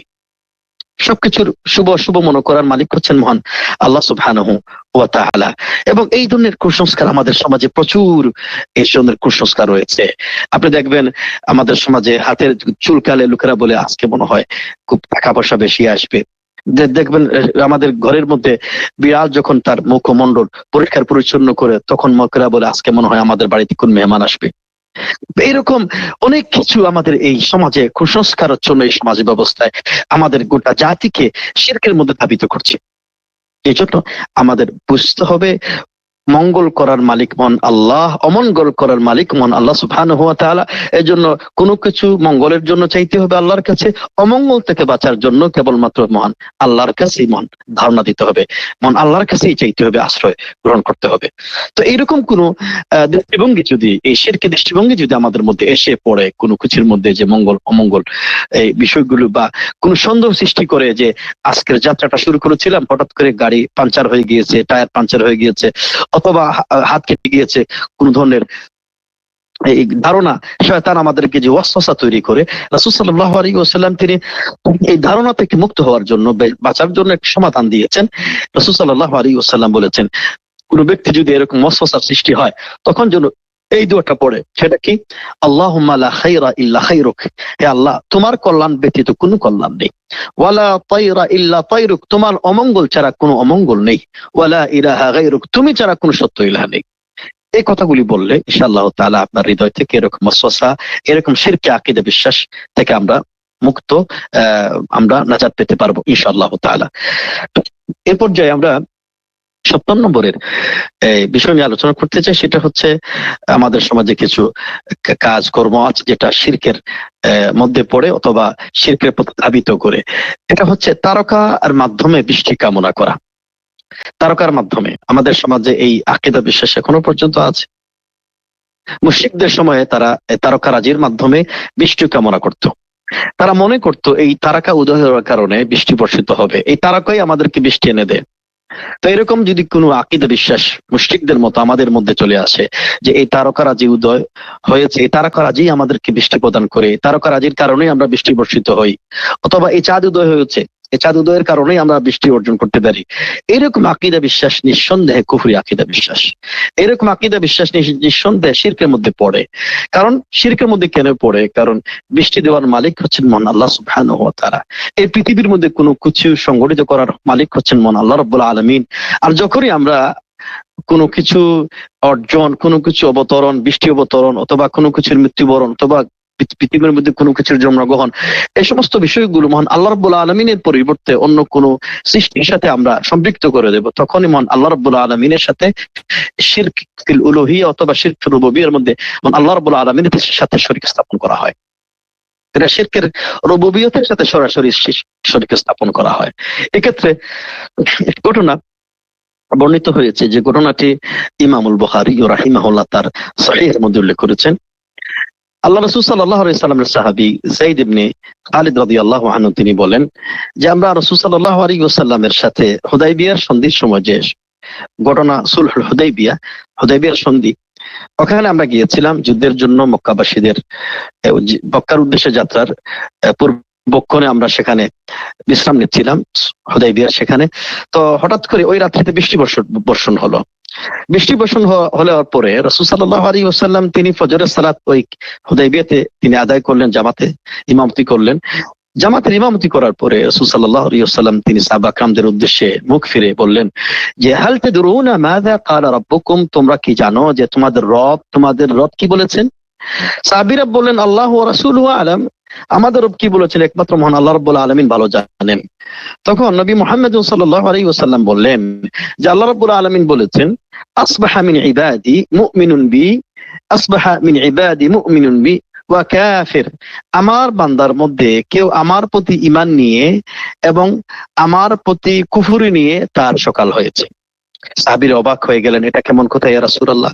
তখন রাসূল সাল্লাল্লাহু আলাইহি ওয়াসাল্লাম বললেন যে ব্যক্তি মুতিরনা বিফadlillahi ওয়া রাহমাতিহি, গত রাত্রিকালীন সময় যে বৃষ্টি হয়েছে, গতকাল যে বৃষ্টি হয়েছে, যে সমস্ত ব্যক্তিরা তোমাদের মধ্যে, যে সমস্ত সাহাবা کرام তারা বলেছে যে গত রাত্রির বৃষ্টি বর্ষণ হয়েছে মূলত আল্লাহ সুবহানাহু ওয়া তাআলার রহমতে এবং বরকতে, তারাই মূলত মহান আল্লাহর প্রতি ঈমান নিয়ে সকাল হয়েছে। আর তোমাদের মধ্যে যে সমস্ত ব্যক্তিরা বলেছে যে মুতিরনা বিনাউ ইকাদা ওয়া কাদা, আমাদের গত রাত্রি বৃষ্টি বর্ষিত হয়েছে মূলত ওই তারকারাজির কারণে, তারাই মূলত মহান আল্লাহর প্রতি কুফরি নিয়ে তাদের সকাল হয়েছে। এই হাদিস থেকে সুস্পষ্ট ভাবে প্রমাণিত হয় যারাই মহান আল্লাহ সুবহানাহু ওয়া তাআলা পৃথিবীর মধ্যে যত কিছু কারণ সৃষ্টি করেছেন, যত কিছু সংগঠিত করেন, বৃষ্টি বর্ষণ করেন বা মৃত্যু দান করেন বা জন্মদান করেন, এই সমস্ত বিষয় সংগঠিত হওয়ার পিছনে মহান আল্লাহ রাব্বুল আলামিন কেবল একমাত্র মালিক। তিনি মৃত্যুর মালিক, তিনি মানুষকে তিনি মূলত বৃষ্টি দানের মালিক, তিনি মূলত হায়াত মাউতের মালিক, তিনি মূলত রিজকের মালিক।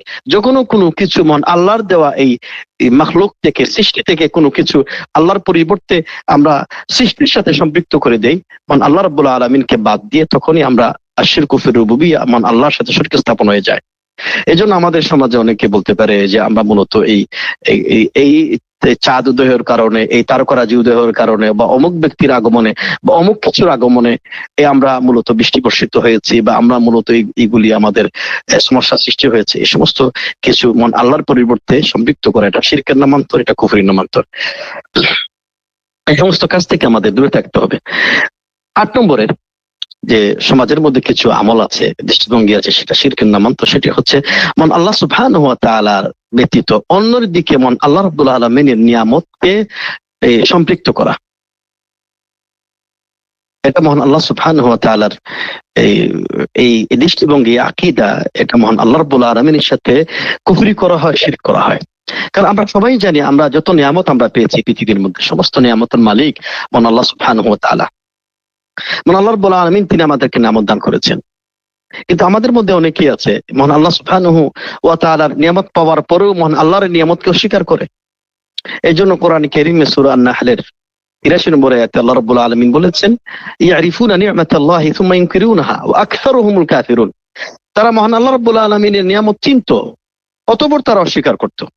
এজন্য আল্লাহ সুবহানাহু ওয়া তাআলা বলেছেন ওয়াকসারুহুমুল কাফিরুন, তারা অধিকাংশ মানুষই কাফির, অর্থাৎ মহান আল্লাহর নিয়ামতকে তারা অস্বীকার করে কাফির হয়ে গিয়েছে।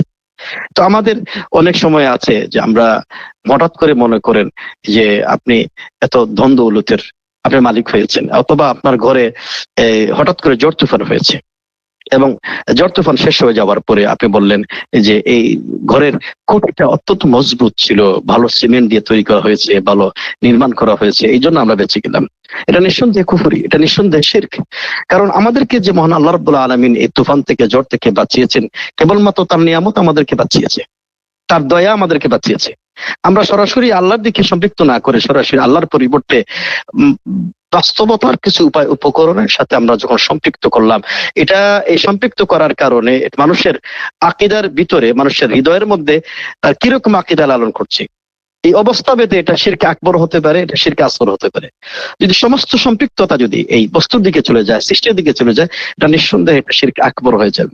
আর যদি কেউ মনে করে না এটা মূলত আমাদেরকে বাঁচিয়েছেন মহান আল্লাহ, তবে এই ঘরটার খুঁটিটা একটু মজবুত ছিল, এটা হবে শিরকে আসগর। কারণ এই ঘরের এই মজবুতির মধ্যে মহান আল্লাহ রাব্বুল আলামিন কোনো কিছু বাঁচার মধ্যে কোনো কিছু উপায় উপকরণ রাখেননি, এটার জন্য এটা শিরকে আসগর হয়ে যাবে। তো আমার সম্মানিত ভাইরা, আমরা অনেক সময় আমাদের অনেক ধন সম্পদ আমরা অর্জন করি, তখন আমরা এই ধন সম্পদের কথা, যে মহান আল্লাহ রাব্বুল আলামিন যে আমাদেরকে দান করেছেন, এটা যে আল্লাহর একটা নিয়ামত, এই কথা আমরা ভুলে যাই। তখন বলি না এটা তো আমাদের বাপদাদা থেকে আমরা পেয়েছি, একমাত্রই আমাদের বাপদাদার এটা অর্জন। তাহলে এই কথা বলেই তো মহান আল্লাহ সুবহানাহু ওয়া তাআলার নিয়ামতকে অস্বীকার করা হলো। এটা বলতে হবে এটা আমাদের মহান আল্লাহ রাব্বুল আলামিন আমাদেরকে দান করেছেন, এটাই মূলত আল্লাহর মালিক। এই পৃথিবীতে যা আছে সবকিছু মহান আল্লাহ সুবহানাহু ওয়া তাআলার মালিকানায়। যেমনটি আপনারা দেখবেন যে মুসা আলাইহিস সালাতু ওয়াস সালামের সময়ে কারুন সবচেয়ে বড় একজন বিত্তবানশালী লোক ছিল, এবং কারুনের এই ধন সম্পদের যে সন্দুকের চাবি ছিল, এই চাবিগুলো পর্যন্ত বড় বড় গাধার উপরে ভর করে চাবিগুলো আনা হতো, কি পরিমাণ সম্পদ তার ছিল। তাকে যখন বলা হতো মহান আল্লাহ সুবহানাহু ওয়া তাআলা এই নিয়ামত সম্পর্কে মহান আল্লাহর শুকরিয়া আদায় করা, আল্লাহর নাফরমানি না করা, তখন সে বলতো ইন্নামা উতিতুহু আলা ইলমিন ইনদি, এত সমস্ত নিয়ামত, ধন সম্পদ, এসব কিছু নিয়ামত আমার জ্ঞানের, আমার ক্রেডিটের কারণে, আমার ব্যক্তিত্বের কারণে আমাকে দেওয়া হয়েছে। সে কিন্তু মহান আল্লাহ রাব্বুল আলামিনের নিয়ামতের শুকরিয়া আদায় করেনি, মহান আল্লাহর দিকে নিয়ামতকে সম্পৃক্ত করেনি। তার উচিত ছিল এটা বলা যে এই নিয়ামতগুলো মহান আল্লাহ আমাকে দিয়েছেন, আমার কোন কর্তৃত্ব ছিল না। কিন্তু মহান আল্লাহ রাব্বুল আলামিনের নিয়ামতকে অস্বীকার করে তার নিজের দিকে, তার ক্রেডিটের দিকে, তার ব্যক্তিত্বের দিকে, তার জ্ঞানের দিকে সে সম্পৃক্ত করে দিয়েছে। এই জন্য এরকম কোন কথা আমাদের কোন অবস্থায় এটা বলা যাবে না। এটা মহান আল্লাহ রাব্বুল আলামিনের সাথে এটা বেয়াদবি হয়, এবং এটা মানুষের আকীদা, বিশ্বাসের ক্ষেত্রে অবস্থা ভেদে এটা শিরকে আকবর হতে পারে, শিরকে আসগর হতে পারে। এটা আমাদের কোন অবস্থায় এই কাজটা করা যাবে না। সর্বশেষ এটা বলে শেষ করে দেব ইনশাআল্লাহ আজকের মতো, সেটা হচ্ছে কোন রোগ নিজে নিজে সংক্রমিত হয় বলে এটা বিশ্বাস করা, এটাও শিরকের নামান্তর। আমরা সবাই জানি, আমরা 2000 সম্ভবত 20-21 এই সালের মধ্যেই আমাদের 19-20 সালের শুরুতেই আমাদের দেশে করোনা মহামারী ভাইরাস আমাদের দেশে একটা মহামারী আকার ধারণ করেছিল, এবং এই ক্ষেত্রে আমরা সবাই খুব নিরাপত্তা দূরত্ব বজায় রেখেছি। এবং আমাদের মধ্যে অনেকেই মনে করেছিলেন যে না, এই করোনা মহামারী, আমাদের যে ব্যক্তির কাছে করোনা এই ভাইরাস আছে তার কাছে গেলেই আমাদের সংক্রমণ হয়ে যাবে, আমাদের রোগ ব্যাধি আমাদের কাছে চলে আসবে। এইরকম আকীদা, বিশ্বাসটা কুফরি নামান্তর, শিরকের নামান্তর। এই বিষয়টি আপনাদের সামনে এটা আমি বিস্তারিত ব্যাখ্যা করছি। মহান আল্লাহ সুবহানাহু ওয়া তাআলার অনুমতি ছাড়া, ইচ্ছা ছাড়া, তার ক্ষমতা ছাড়া একজনের কাছ থেকে আরেকজনের কাছে কোনো রোগ সংক্রমণ হবে না, এটা বিশ্বাস করতে হবে। কারণ মহান আল্লাহ সুবহানাহু ওয়া তাআলা তিনি যদি অনুমতি না দেন, কোনোদিন কোনো রোগ অন্যের কাছে যাবে না। সারাদিন যদি আপনি তার বেডের পাশে বিছানায় শুয়ে থাকেন, যদি না মহান আল্লাহ রাব্বুল আলামিন অনুমতি না দেন, যতক্ষণ না অনুমতি না দেন ততক্ষণ পর্যন্ত এটা সংক্রমণ হবে না। আমি এটা বোঝাতে চাচ্ছি যে রোগ নিজে নিজে সংক্রমণকারী নয়, যতক্ষণ না পর্যন্ত মহান আল্লাহ সুবহানাহু ওয়া তাআলা তাকে অনুমতি না দেন। এটা আমাদেরকে বিশ্বাস করতে হবে। এর অর্থ এটা নয় আপনি, যেহেতু মহান আল্লাহ সুবহানাহু ওয়া তাআলা বলেছেন, যেটা একটু হাদিসেই আমি বলেছি, পরবর্তী হাদিসে যে সহিহ বুখারীর হাদিসে রাসূল সাল্লাল্লাহু আলাইহি ওয়াসাল্লাম বলেছেন লা আদওয়া, রোগের কোনো সংক্রমণ শক্তি নেই, অর্থাৎ রোগের নিজস্ব কোনো শক্তি নেই, সে নিজে নিজে প্রভাব করে প্রভাব ফেলে অন্যের শরীরের মধ্যে রোগটা ছড়িয়ে দিতে তার নিজস্ব কোনো ক্ষমতা বা শক্তি নেই, যদি না মহান আল্লাহ সুবহানাহু ওয়া তাআলা তাকে অনুমতি না দেন। এটা আমাদের বিশ্বাস করতে হবে। এখন যদি আমরা বিশ্বাস করি না, মানে আমরা সমাজের মধ্যে একটা কুসংস্কার চলে এসেছে, যারা ওই ব্যক্তির কাছে গেলেই আমার কাছে রোগ চলে আসবে, এই বিশ্বাস করাটা কুফরি বা শিরকের নামান্তর। আমাকে বিশ্বাস করতে হবে যে মহান আল্লাহ রাব্বুল আলামিন রোগ সংক্রমণ হওয়া বা না হওয়ার একমাত্র মালিক হচ্ছেন মহান আল্লাহ। যে ব্যক্তিকে তিনি অনুমতি দিবেন, যে রোগটাকে সংক্রমণকে অনুমতি দিবেন, সে কেবলমাত্র সংক্রমণ করতে পারবে। এটা আমাদের বিশ্বাসে রাখতে হবে। কিন্তু যদি আমরা বিশ্বাস করি না তার কাছে গেলেই আমার রোগ সংক্রমণ হয়ে যাবে, এটা কুফরির নামান্তর, শিরকের নামান্তর। কারণ রাসূল সাল্লাল্লাহু আলাইহি ওয়াসাল্লাম বলেছেন লা আদওয়া, রোগের কোনো সংক্রমণ শক্তি নেই। এই যে করোনা ভাইরাস আমাদের মধ্যে ছিল, তার নিজস্ব কোনো শক্তি ছিল না। তবে মহান আল্লাহ সুবহানাহু ওয়া তাআলা যদি অনুমতি এই করোনা ভাইরাসকে দেন, তাহলেই সে মহান আল্লাহর অনুমতি ক্রমেই সংক্রমণ করতে পারে। এই জন্য একটা সমাধান হচ্ছে আমাদের বিশ্বাস থাকতে হবে নিজের রোগের নিজস্ব কোনো, ভাইরাসের নিজস্ব কোনো শক্তি সামর্থ্য নেই নিজে সংক্রমণ করার, কিন্তু মহান আল্লাহ রাব্বুল আলামিন যদি অনুমতি দেন তাহলেই কিন্তু সে সংক্রমণ ছড়াতে পারে। এই জন্য আমাদের বিশ্বাস রাখতে হবে। পাশাপাশি এটাও আমাদের সতর্কতা থাকতে হবে, যেহেতু রাসূল সাল্লাল্লাহু আলাইহি ওয়াসাল্লাম তিনি বলেছেন ফার মিনাল মাজদুম কাফিরারিকা মিনাল আসাদ। রাসূল সাল্লাল্লাহু আলাইহি ওয়াসাল্লাম, মাজদুম নামে একটি রোগ আছে, একটি চর্ম রোগ আছে মাজদুম নামে। রাসূল সাল্লাল্লাহু আলাইহি ওয়াসাল্লাম বলেছেন এই মাজদুম রোগ থেকে এমন ভাবে পালিয়ে বেড়াও যেভাবে মানুষ বাঘের মুখ থেকে পালিয়ে বেড়ায়, বাঘের আক্রমণ থেকে পালিয়ে বেড়ায়, হিংস্র প্রাণী থেকে পালিয়ে বেড়ায়। তাহলে এই দুইটা হাদিসের সমাধান প্রয়োজন। প্রথম হাদিসে রাসূল সাল্লাল্লাহু আলাইহি ওয়াসাল্লাম বলেছেন লা আদওয়া, রোগের কোনো সংক্রমণ শক্তি নেই, যা কিছু শক্তি আছে মহান আল্লাহর, এটা আমাকে বিশ্বাস করতে হবে। 2 নম্বর বিষয়টা হচ্ছে সতর্কতার জন্য, যাতে মহান আল্লাহ রাব্বুল আলামিনের অনুমতি ক্রমেই যাতে আমার এই শরীরের মধ্যে এই রোগ থেকে আমার শরীরের মধ্যে না আসে, এই জন্য আমার তার কাছ থেকে একটু দূরত্ব বজায় থাকতে হবে। যেহেতু এটাই আমাদের আকীদা বিশ্বাস, এটা রাসূল সাল্লাল্লাহু আলাইহি ওয়াসাল্লাম এটা আমাদেরকে সমাধান দিয়েছেন। আপনারা দেখেন একটি ঘটনা, সহিহ বুখারীর একটি ঘটনা, মরুচারীর আরবের একটি উদাহরণ আপনাদের দিতে চাই। এক বেদুইন ব্যক্তি নবী মুহাম্মদ সাল্লাল্লাহু আলাইহি ওয়াসাল্লামের কাছে প্রশ্ন করলো, ইয়া রাসূলুল্লাহ, আমার যে উটগুলো আপনি দেখতে পাচ্ছেন, এই উটগুলো যখন বালুর উপরে রাখি তখন হরিণের মতো খুব সুস্থ সুঠাম দেহের থাকে, কিন্তু যখন কোন চর্মরোগগ্রস্ত উট সেগুলোর সাথে মিশে দেই, তখন সবগুলো উট ওই রোগাগ্রস্ত চর্ম রোগাগ্রস্ত উটের সাথে মিশে যাওয়ার কারণে আমার বাকি উটগুলো অসুস্থ হয়ে পড়ে। তখন কি করতে পারি রাসূলুল্লাহ? নবী মুহাম্মদ সাল্লাল্লাহু আলাইহি ওয়াসাল্লাম এই বেদুইন ব্যক্তির কথার উত্তরে বললেন, তাহলে প্রথম উটকে কে আক্রান্ত করেছিল? তুমি যে এটা দাবি করছো যে এই উটগুলো এই রোগাগ্রস্ত এই চর্মরোগগ্রস্ত উটের সাথে যাওয়ার কারণেই নিজে নিজে সংক্রমণ হয়ে গিয়েছে, এটা কেমন কথা? এই আকীদা বিশ্বাস করা যাবে না, এটা কেমন কথা? তখন রাসূল সাল্লাল্লাহু আলাইহি ওয়াসাল্লাম পাল্টা যুক্তি দিলেন, তাহলে তুমি বলো তো, যে তুমি যে উটের কথা বলছো যে উটের মধ্যে সংক্রমণ আছে, তাহলে এই প্রথম উটকে কে এই সংক্রমণটা দিয়েছে? এই প্রথম রোগের উটের মধ্যে এই রোগটা কিভাবে আসলো? তাহলে এই প্রথম রোগের মধ্যেই আসছে মহান আল্লাহর পক্ষ থেকে পরীক্ষামূলক। তাহলে আমাদেরকে নবী মুহাম্মদ সাল্লাল্লাহু আলাইহি ওয়াসাল্লাম এই ঘটনার মাধ্যমে বুঝিয়েছেন যে প্রথমবার রোগটি যেমন মহান আল্লাহর হুকুমে হয়েছে, পরের বার যে উটগুলো তার কাছে নেওয়া হয়েছে রোগাগ্রস্ত চর্মরোগগ্রস্ত উটের কাছে নিয়ে গিয়ে সংক্রমণ হয়েছে, পরের বারও কিন্তু এই রোগগুলো, এই চর্ম রোগটা পরের বারও কিন্তু মহান আল্লাহর হুকুমেই হয়েছে। রোগ মূলত নিজস্ব কোনো ক্ষমতায় সেটা সংক্রমণ হয়নি, মাঝখানে মেলামেশাটা কেবলমাত্র একটা বাহ্যিক মাধ্যম মাত্র। এটা আমাদের বিশ্বাস করতে হবে। তাহলে আমরা অনেক সময় অনেকের ছোঁয়াচে রোগ হয়, অনেক সময় অনেকের চর্মরোগ হয়, অনেক সময় অনেকের করোনার রোগ হয়, বা অনেক সময় অনেকের ডেঙ্গু জ্বরের মতো এরকম রোগ হয়। অনেকেই এরকম মনে করে থাকেন, না অমুকের সাথে মিশে যাবে না, অমুকের সাথে সাক্ষাৎ করা যাবে না, অমুকের সাথে গেলেই এটা রোগ সংক্রমণ হয়ে যেতে পারে। এই আকীদা বিশ্বাস পালন করা যাবে না। বিশ্বাস করতে হবে আল্লাহ সুবহানাহু ওয়া তাআলা সংক্রমণের মালিক, মহান আল্লাহ রাব্বুল আলামিন তিনি যদি কোনো কিছুর উপরে সংক্রমণের অনুমতি দেন তাহলে সে নিজে সংক্রমণ করতে পারে না, তার অনুমতি ক্রমেই তা করে। এই জন্য এটা বিশ্বাস নিয়েই আমাকে যেতে হবে। আপনারা দেখেছেন বাংলাদেশে যখন লোকেরা অসুস্থ হয়েছিলেন, অনেক রোগী, অনেক লক্ষ লক্ষ ডাক্তার দেখেছেন, অনেক ডাক্তারের কিছু হয়নি, এবং আমি নিজে জানি এই আকীদা বিশ্বাস নিয়ে অনেকে গিয়েছেন, তার কাছে সেবা শুশ্রূষা করেছেন, সে মৃত্যুবরণ করেছিল করোনাকালীন সময়ে, অনেক আলেম ওলামা তাকে গোসল করানোর ব্যবস্থা করেছেন, আলহামদুলিল্লাহ তাদের কিছু হয়নি। এটা আসলে একটা মানুষের বিশ্বাসের উপর নির্ভর করে। তারপরও আমরা, যেহেতু রাসূল সাল্লাল্লাহু আলাইহি ওয়াসাল্লাম সতর্কতা অবলম্বন করার কথা বলেছেন, আমরা সতর্কতা অবলম্বন আমরা করব। তবে আমাদের বিশ্বাস থাকতে হবে যে সংক্রমণের মালিক কেবলমাত্র মহান আল্লাহ, কোন রোগের মধ্যে মহান আল্লাহ রাব্বুল আলামিন সংক্রমণের কোন ক্ষমতা মহান আল্লাহ রাব্বুল আলামিন দেন নাই। আমার সম্মানিত শিক্ষার্থী বন্ধুরা, আমরা এই দীর্ঘ সময় ধরে আপনাদের সামনে এই বিষয়টি নিয়ে আমরা আলোচনা করলাম যে আমাদের বাস্তব সমাজে এমন কিছু কাজ যা সরাসরি শিরকের অন্তর্ভুক্ত অথবা শিরকের মাধ্যম, এই কাজগুলি কিন্তু আমরা অহরহ দৈনন্দিন জীবনে আমাদের দ্বারা সংগঠিত হচ্ছে।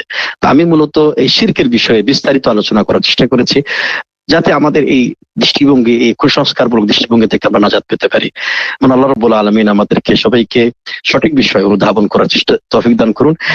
আজকের যে মডিউলটা দিয়েছে, আমি এই মডিউলটাকে আরো গুছিয়ে সাজিয়ে, আমার কাছে আরেকটা মডিউল ছিল, আমি এটা একটু মিস হয়েছে, তো আমি ইনশাআল্লাহ এই মডিউলটাকে আরো গুছিয়ে আগামীকাল আপনাদেরকে নতুন করে এই মডিউলটা দেব। তো আগামীকাল ইনশাআল্লাহ তাআলা আমরা নতুন আরেকটা মডিউল নিয়ে আলোচনা করব, সেটা হচ্ছে আল ঈমানু বি আল আম্বিয়া আলাইহিমুস সালাতু ওয়াস সালাম, নবী আলাইহিমুস সালাতু ওয়াস সালাম, আম্বিয়া کرام আলাইহিমুস সালাতু ওয়াস সালামের উপর ঈমান নিয়ে আমরা একটা মডিউল আলোচনা করব। এর পরের দিন বাকি চারটি ঈমানের যে চারটি বিষয় রয়েছে, ঈমান বিল ইয়াউমিল আখির ওয়াল ঈমানু বিল মালাইকা ওয়াল কুতুবি ওয়াত তাকদীর, এই চারটি বিষয় আলোচনা করব। এবং এর পরবর্তীতে ওযু, গোসল, সালাত নিয়ে আমরা আলোচনা করব।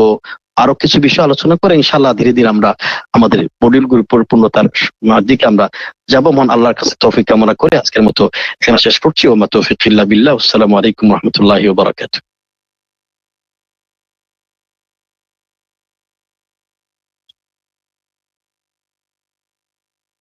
জি, আজকের আলোচনার মধ্যে কোন প্রশ্ন আছে কিনা?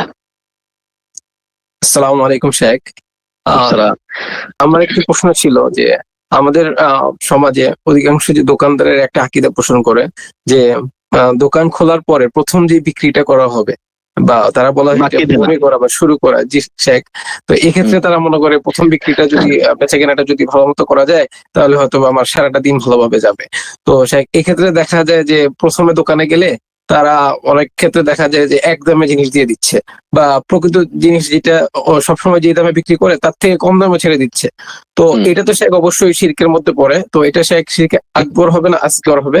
এবং শেখ, আমি যদি, আমার তো আকীদা এটা না, তো আমি যদি এরকম প্রথমে গিয়ে যদি কোনো জিনিস কিনি এটাতে আমি গুনাহগার হব কিনা? আচ্ছা, এটা আমাদের ওই যে বললাম যে আমাদের দেশে যে একটা শুভ অশুভ বিষয় মনে করে এরকম কাজগুলো করা হয়, যে প্রথম দিনই বাকি দিলে পুরো দিনটা বাকি যায়, এরকম আকীদা লালন করাটা এটা নিঃসন্দেহে শিরকের নামান্তর। কারণ আমার এই রিজকের মধ্যে, এই বাকি দেওয়ার মধ্যে কিন্তু যে পুরো দিনটা বাকি যাবে এরকম বিষয়ের সাথে কোনো অবস্থায় সম্পর্কিত নয়। বরং আমি মনে করি কোন ব্যক্তি যদি তার টাকা পয়সা না থাকে, সে কাস্টমার হিসেবে দোকানে এসেছে এবং আমি তাকে যদি সহযোগিতা করি, আমি যদি তাকে যে বলি যে না ঠিক আছে টাকা পয়সা নেই আপনি পরে দিয়ে দিন, এটা কিন্তু একটা সহযোগিতা করা হলো। আর আল্লাহ রাসূল সাল্লাল্লাহু আলাইহি ওয়াসাল্লাম তিনি বলেন, মান কানা ফি হাজাতি আখিহি কানা আল্লাহু ফি হাজাতিহি। কোন ব্যক্তি যদি তার ভাইকে সহযোগিতা করে, আল্লাহ রাব্বুল আলামিন তাকে সহযোগিতা করবেন। তো আমি মনে করি যে আপনি যদি বাকিটা দেন ইনশাআল্লাহ তাআলা এই কোরআন সুন্নাহর আলোকে বাকি সময়টা মহান আল্লাহ রাব্বুল আলামিন বরকত দান করবেন, আপনাকে আল্লাহ সহযোগিতা করবেন। এইজন্য এই ধরনের আকীদা বিশ্বাস পোষণ করা কোনো অবস্থায় এটা জায়েজ নেই। এবং এই আকীদা বিশ্বাস যদি কেউ পোষণ করে এবং পরিপূর্ণতার যুগে চলে যায় যে বাকি দেওয়ার কারণেই মূলত পুরা দিনটা আমার বাকিতেই যাবে, তাহলে এটা নিঃসন্দেহে এটা শিরকে আকবরের মধ্যে হয়ে যাবে। এরকম কোন দৃষ্টিভঙ্গি আমাদের জন্য পোষণ করাটা কোনো অবস্থা ঠিক হবে না। আর আপনি যদি কোনো দোকানে গেলেন, এরকম একটা দোকানে গিয়ে বললো যে না আমি বাকিতে দেই না, আপনি তাদেরকে প্রথমে বুঝাবেন। আমাদের দায়িত্বটা হলো বোঝানো। আমাদের দায়িত্ব এটা না যে আমি সেই কাজটা করছি আমি অন্য দোকানে চলে গেলাম, না, আমাদের এটা দায়িত্ব শেষ হয়ে যাবে না। আমাদের দায়িত্বটা হচ্ছে তাকে বোঝানো, ভাই দেখেন আপনি বাকি দিলে মহান আল্লাহ রাব্বুল আলামিন আপনাকে বারাকা দান করবেন। যেহেতু আমরা মানুষ অসুবিধা পড়েই, মুসিবতের মধ্যে পড়েই আপনার কাছে সহযোগিতার জন্য আসছে, এই আকীদা বিশ্বাস কোন অবস্থায় এটা লালন করা যাবে না। বরঞ্চ আপনি যেহেতু একটু মানুষ আপনার কাছে আল্লাহ পাঠিয়েছেন, প্রয়োজনেই আপনি বাকি দেন, সহযোগিতা করেন। এই বাকি দেওয়ার কারণে মহান আল্লাহ রাব্বুল আলামিন আপনাকে বারাকা দান করবেন। আবার এটাও বিশ্বাস করা যাবে না যে নগদে বিক্রি করলে যে পুরো দিনটাই নগদে যাবে, খুব বরকতময় হবে, এরকম বিশ্বাস করা কোনো অবস্থা এটা জায়েজ, এটা হবে না। জি, পরবর্তী প্রশ্ন। আসসালামু আলাইকুম শাইখ। ওয়ালাইকুম আসসালাম। জি। আমি অনেক সময় স্কুলে, আমি টিচার, অনেক সময় স্কুলে এটা বলি যে টিচাররা কোনো কিছু বললে আমি বলি যে আল্লাহ তোমাদের হাতে বরকত দিয়েছেন, অনেক সাহায্য লেগেছে বা ভালো হচ্ছে, তাহলে সে কি শিরক হতে পারে? আপনি এটা বলতে পারেন যে আল্লাহ সুবহানাহু ওয়া তাআলা তোমাদের হাতে বরকত দিয়েছেন। আপনাদের, আমার উদ্দেশ্য যদি হয় যে মূলত তার হাতেই বরকত রয়েছে, এরকম আমরা আসলে এই কথার মাধ্যমে আমরা কেউ এটা পোষণ করি না। মূলত আমরা এটাকে একটা উৎসাহ দেওয়ার মাধ্যমে, যে একটা ভালো কাজ করেছে, মাশাআল্লাহ, সুন্দরভাবে এটা লিখেছে, সুন্দর তেলাওয়াত করেছে, সুন্দর একটা হাদিস মুখস্থ করেছে, সুন্দরভাবে নামাজ আদায় করেছে, এটা একটা রূপক করতে তাকে আমরা এটা বলি যে মাশাআল্লাহ, এটা তুমি বরকতময় একটি তেলাওয়াত করেছো, বরকতময় একটা হাদিস বলেছো, তোমার হাতে আল্লাহ বারাকা দান করেছেন, এটা আশা পোষণ করার অর্থে বলা হয়। কিন্তু এই আকীদা আমরা হয়তো পোষণ করি না যে তোমার হাতেই এটা বরকত আছে। এরকম যদি কেউ মনে করে যে তার হাতে আল্লাহ বরকত দান করেছেন, তার এই জবানে আল্লাহ বরকত দান করেছেন, এরকম কথা না বলাই ভালো। কারণ এটা এক ধরনের শিরকের একটু গন্ধ পাওয়া যায়, যে আল্লাহর পরিবর্তেই মনে হয় তার হাতে বরকতটা আছে। তো আসলে এটা না বলেই ভালো যে তোমাকে আল্লাহ খুব চমৎকার বলার শক্তি দিয়ে দান করেছে, সুন্দর লেখা দান করেছেন, এবং এটা বলি আমরা যে আল্লাহ রাব্বুল আলামিন তোমাকে বরকতময় করুক, তোমাকে বারাকা দান করুক, তোমার রিজকের মধ্যে, কথার মধ্যে, লেখার মধ্যে, হাতের মধ্যে আল্লাহ বরকত দান করুক। তোমার হাতে আল্লাহ বরকত দান করেছেন, যদিও এটার মধ্যে তেমন কিছু আমি দেখি না, তবে এটা না বলে আমরা তার দোয়ার অর্থেই জন্য এটা আমরা বলি। আসসালামু আলাইকুম ওস্তাদ, ইনবক্সে কিছু প্রশ্ন আছে, ওইগুলা যদি ইয়ে করতেন। আমি কি একটু পরে পড়ে শোনাবো? হ্যাঁ, একটু পরে পড়ে শোনাও। আচ্ছা, একটা হলো একজন লিখেছেন, আসসালামু আলাইকুম উস্তাদ, আমি নিয়মিত ইস্তেগফার পড়ার চেষ্টা করি, কিন্তু অনেক সময় দেখা যায় মুখ চলছে অথচ মন অন্য জায়গায় পড়ে আছে। ইস্তেগফারের এই যান্ত্রিকতা দূর করে কিভাবে আমি আমার ভেতরে প্রকৃত অনুশোচনা বা তাওবা তৈরি করতে পারি, এবং কিভাবে বুঝবো যে আমার ইস্তেগফার আল্লাহর কাছে কবুল হচ্ছে?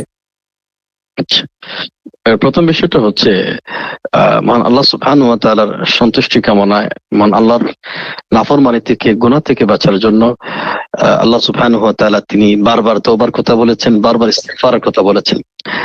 তওবা এক জিনিস আর ইস্তিগফার আরেক জিনিস, যদিও দুইটা কাছাকাছি একটা বিষয়। তওবা হচ্ছে আমাদের যাবতীয় গুনাহ থেকে আমরা তিনটি শর্তে বাস্তবায়ন করার মাধ্যমে, এক নম্বর শর্তটা হচ্ছে যে আমরা তওবা করব, মাফ চাইব কেবলমাত্র আল্লাহকে খুশি করার জন্য। দুই নম্বর শর্তটা হচ্ছে আমরা যে আমাদের যে গুনার কাজ হয়েছে এই কাজের জন্য অনুশোচনা, অনুতপ্ত হওয়া। তিন নম্বর শর্তটা হচ্ছে আগামী দিনের জন্য কাজটা আমার দ্বারা সংগঠিত না হয়। এই তিনটি শর্ত পূরণ করেই আমরা বারবার তওবা করবো। হে আল্লাহ, আস্তাগফিরুকা ওয়া আতুবু ইলাইক, তোমার কাছে একনিষ্ঠভাবে তওবা করছি। পাশাপাশি তওবার একটি অংশ বিশেষ আমল হচ্ছে ইস্তেগফার করা, মহান আল্লাহর কাছে ক্ষমা চাওয়া। ইস্তেগফারের শব্দটা অত্যন্ত বরকতময় এবং শব্দটা সংক্ষিপ্ত, আস্তাগফিরুল্লাহ, আস্তাগফিরুল্লাহ, হে আল্লাহ তোমার কাছে আমি ক্ষমা চাচ্ছি। তো আসলে ইস্তেগফার, তওবা বা মহান আল্লাহ রাব্বুল আলামিনের স্মরণ, জিকির, এটা এই উপলব্ধি করার মাধ্যমে এটা আমল করতে হয়। আমার হৃদয়টা যদি গাফিল থাকে, আমার মনটা যদি অন্যমনস্ক থাকে, তাহলে এই তওবার মাধ্যমে, ইস্তেগফারের মাধ্যমে তেমন কোনো উপকার আসবে না। আপনার মন থাকতে হবে, আপনি যে আস্তাগফিরুল্লাহ পড়ছেন, আপনার হৃদয়ের মধ্যে থাকতে হবে আমার দ্বারা অনেক গুনাহ সংগঠিত হয়েছে, আমি অনেক নাফরমানি করেছি, আমি অনেক খারাপ কাজ করেছি, হে আল্লাহ তুমি আমাকে মাফ করে দাও, তোমার জন্য আমি ইস্তেগফার পড়ছি, বারবার পড়ছি। তখন আপনার হৃদয়টা নিয়ে যদি আপনি এটা তওবা করেন, ইস্তেগফার করেন, তখন আপনি বুঝবেন যে না, আপনার ইস্তেগফার, তওবা কবুল হচ্ছে। আরেকটি বিষয় আপনি দেখবেন যে আপনি আমাদের যে উপার্জন, এই উপার্জন হালাল কিনা, এই বিষয়টি সার্চ করার প্রয়োজন। কারণ যে উপার্জন হালাল হয় না, যে উপার্জন হারাম উপার্জনের মধ্যে শরীরটা, উপার্জন, ইনকামটা প্রতিষ্ঠিত হয়েছে, উপার্জিত হয় সুদের টাকা মাধ্যমে, ঘুষের টাকার মাধ্যমে, প্রতারণার মাধ্যমে বা অন্য কিছু হারাম পদ্ধতির মাধ্যমে, এরকম হারাম উপার্জনের মাধ্যমে আমাদের শরীরটা যদি গড়ে ওঠে, এই উপার্জন দিয়ে হারাম উপার্জন দিয়ে ইস্তেগফার করলে আবার কোনো কাজে আসে না, এটা বলতে বরকত থাকে না, তওবা করলে কাজে আসে না। কারণ মূলত আমি এটার মধ্যে কোনো তওবার শর্ত পূরণ হচ্ছে না, আমি এই হারাম উপার্জন থেকে আমি মুক্ত হচ্ছি না। এই জন্য এই হৃদয়টাকে সব সময় সজাগ রাখতে হয়, এবং সজাগ রাখার মাধ্যমেই আমি সত্যিকার অর্থে যে ইস্তেগফার করছি কিনা। কারণ অনেক সময় হয়তো কি আমাদের গুনাহ করতে করতে আমাদের হৃদয়টা পাথর হয়ে যায়। যেমনটি রাসূল সাল্লাল্লাহু আলাইহি ওয়াসাল্লাম বলেছেন, কোন ব্যক্তি যখন গুনাহের কাজ করে তখন তার কালবের উপরে একটা কালো দাগ পড়ে যায়, আবার যখন ব্যক্তি তওবা করে এই কালো দাগটা মুছে যায়, আবার যখন গুনাহের কাজ করে তখন কালো দাগ পড়ে যায়, আরেকটি গুনাহের কাজ করলে কালো দাগ পড়ে যায়, আরেকটি গুনাহের কাজ করলে কালো দাগ পড়ে যায়। গুনাহের কাজ করতে করতে পুরো কালবটা, হার্টটা কালো দাগে পরিপূর্ণ হয়ে যায়। এরপরে কিন্তু এই হৃদয়টা ভালো কোনো কিছু শুনতে চায় না, ভালো কোনো কিছু অ্যাকসেপ্ট করতে চায় না।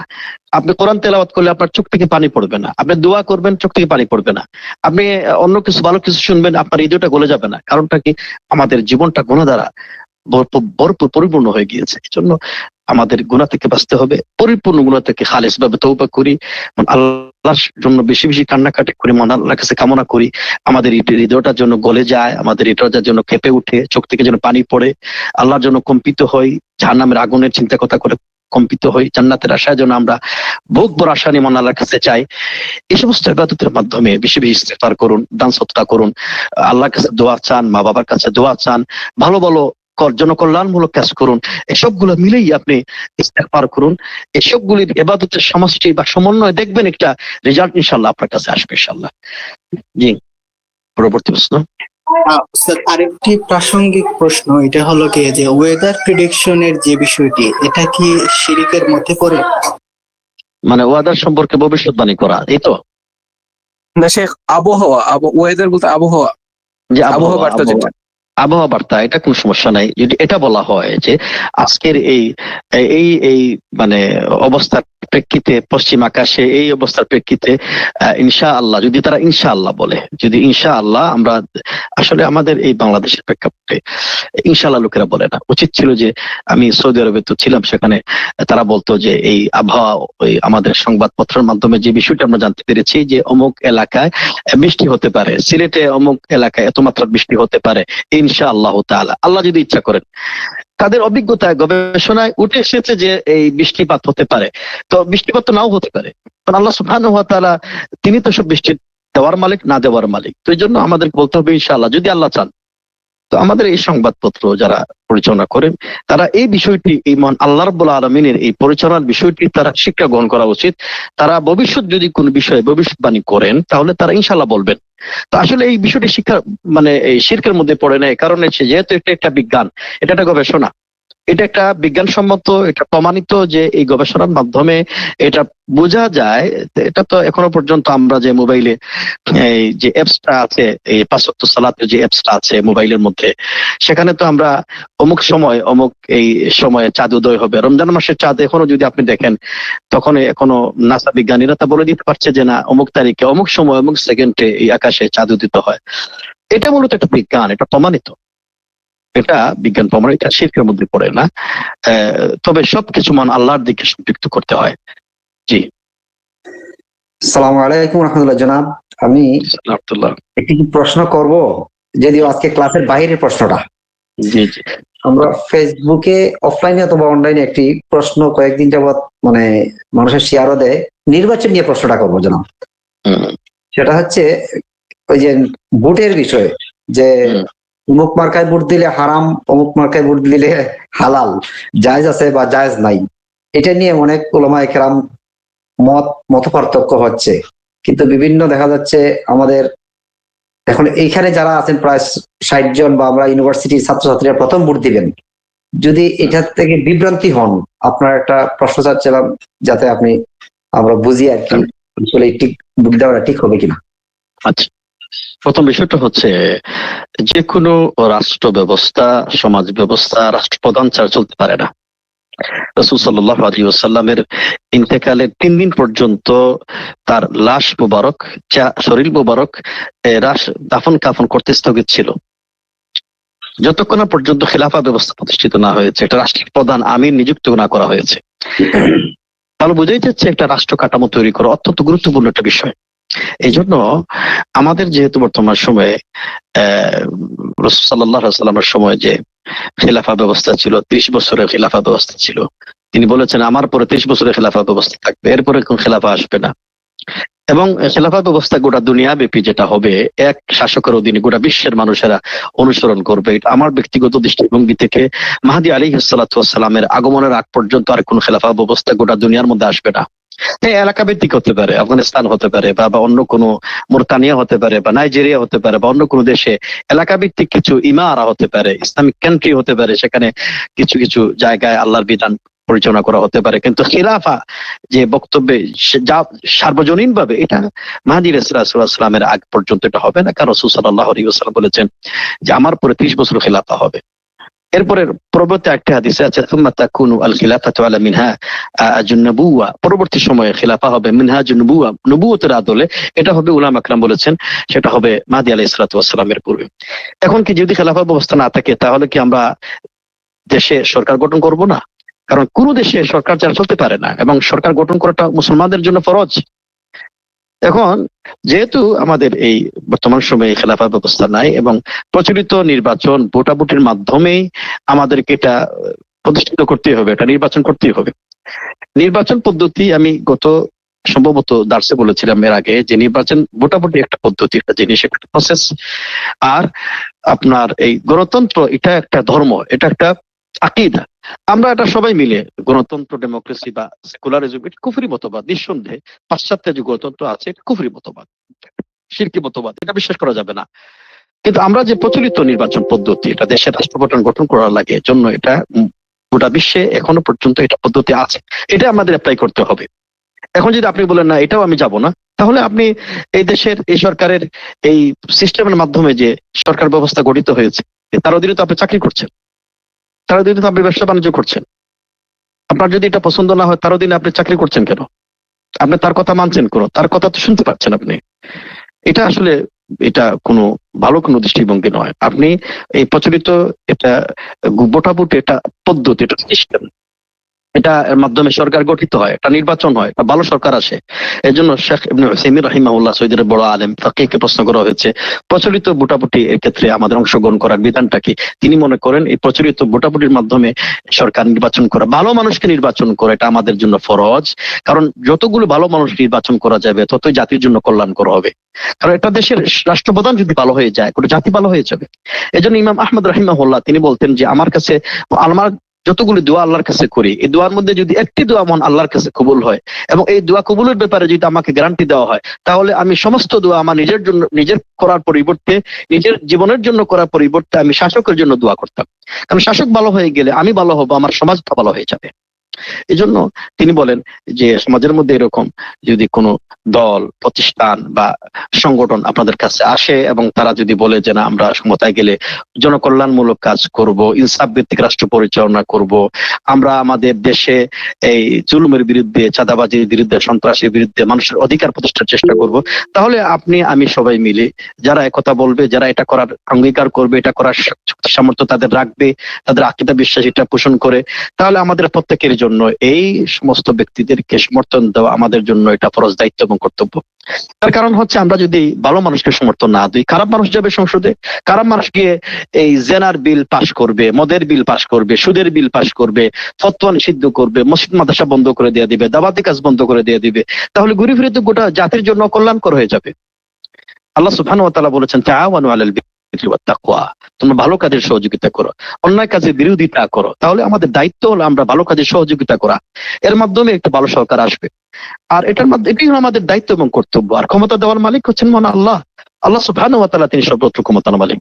আমাদের এই বর্তমান সময়ে এই নির্বাচনকে কেন্দ্র করে যে ফতোয়াবাজি করা হচ্ছে এটা নিঃসন্দেহে গর্হিত কাজ, এবং মহান আল্লাহ রাব্বুল আলামিন যারা এরকম ফতোয়াবাজি করছেন এটা নিঃসন্দেহে তারা মিথ্যাচার করছেন।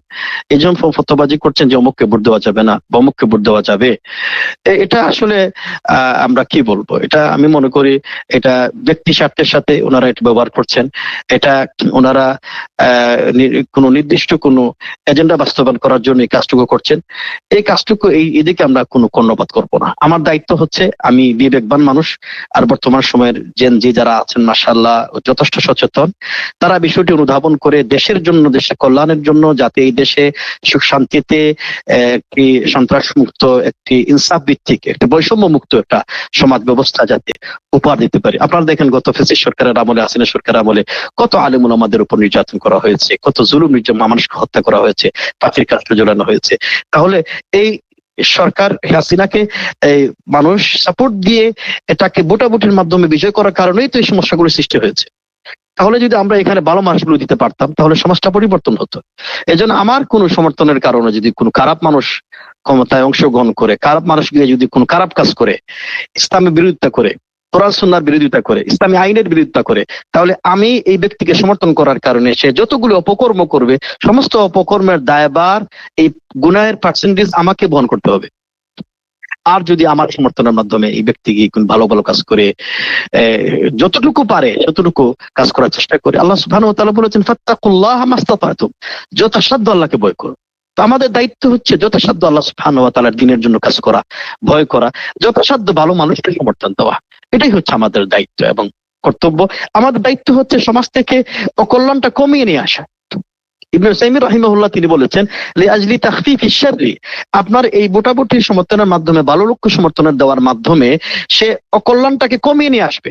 এখন মনে করেন সংসদে এই সুদের পক্ষে বিল উত্থাপন হবে, ঘুষের পক্ষে, মদের পক্ষে, জেনা বেবিচারের পক্ষে, পতিতালয় নিয়ে, এখন তো পতিতালয়কে শিল্প বলা হচ্ছে, এটা নিয়ে একটা বিল উত্থাপন করা হবে। এখন অধিকাংশ এই দেখা যায় সদস্যরা ভোট দিয়ে দিচ্ছে এই পতিতালয়ের পক্ষে, এরা যৌনকর্মী, শিল্পকর্মী হিসেবে, এবং অবাধ মেলামেশা করার জন্য, সহশিক্ষা আরো ওপেন করে দেওয়ার জন্য।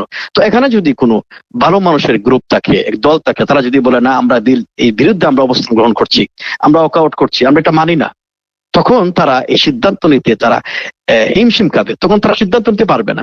এই যে একটা ভূমিকা, এই ভূমিকাটা থাকা দরকার, এই ভূমিকাটা অবশ্যই আমাদের থাকতে হবে। এবং এটা প্রচলিত একটা সিস্টেম পদ্ধতি, একটা প্রক্রিয়া, প্রসেস।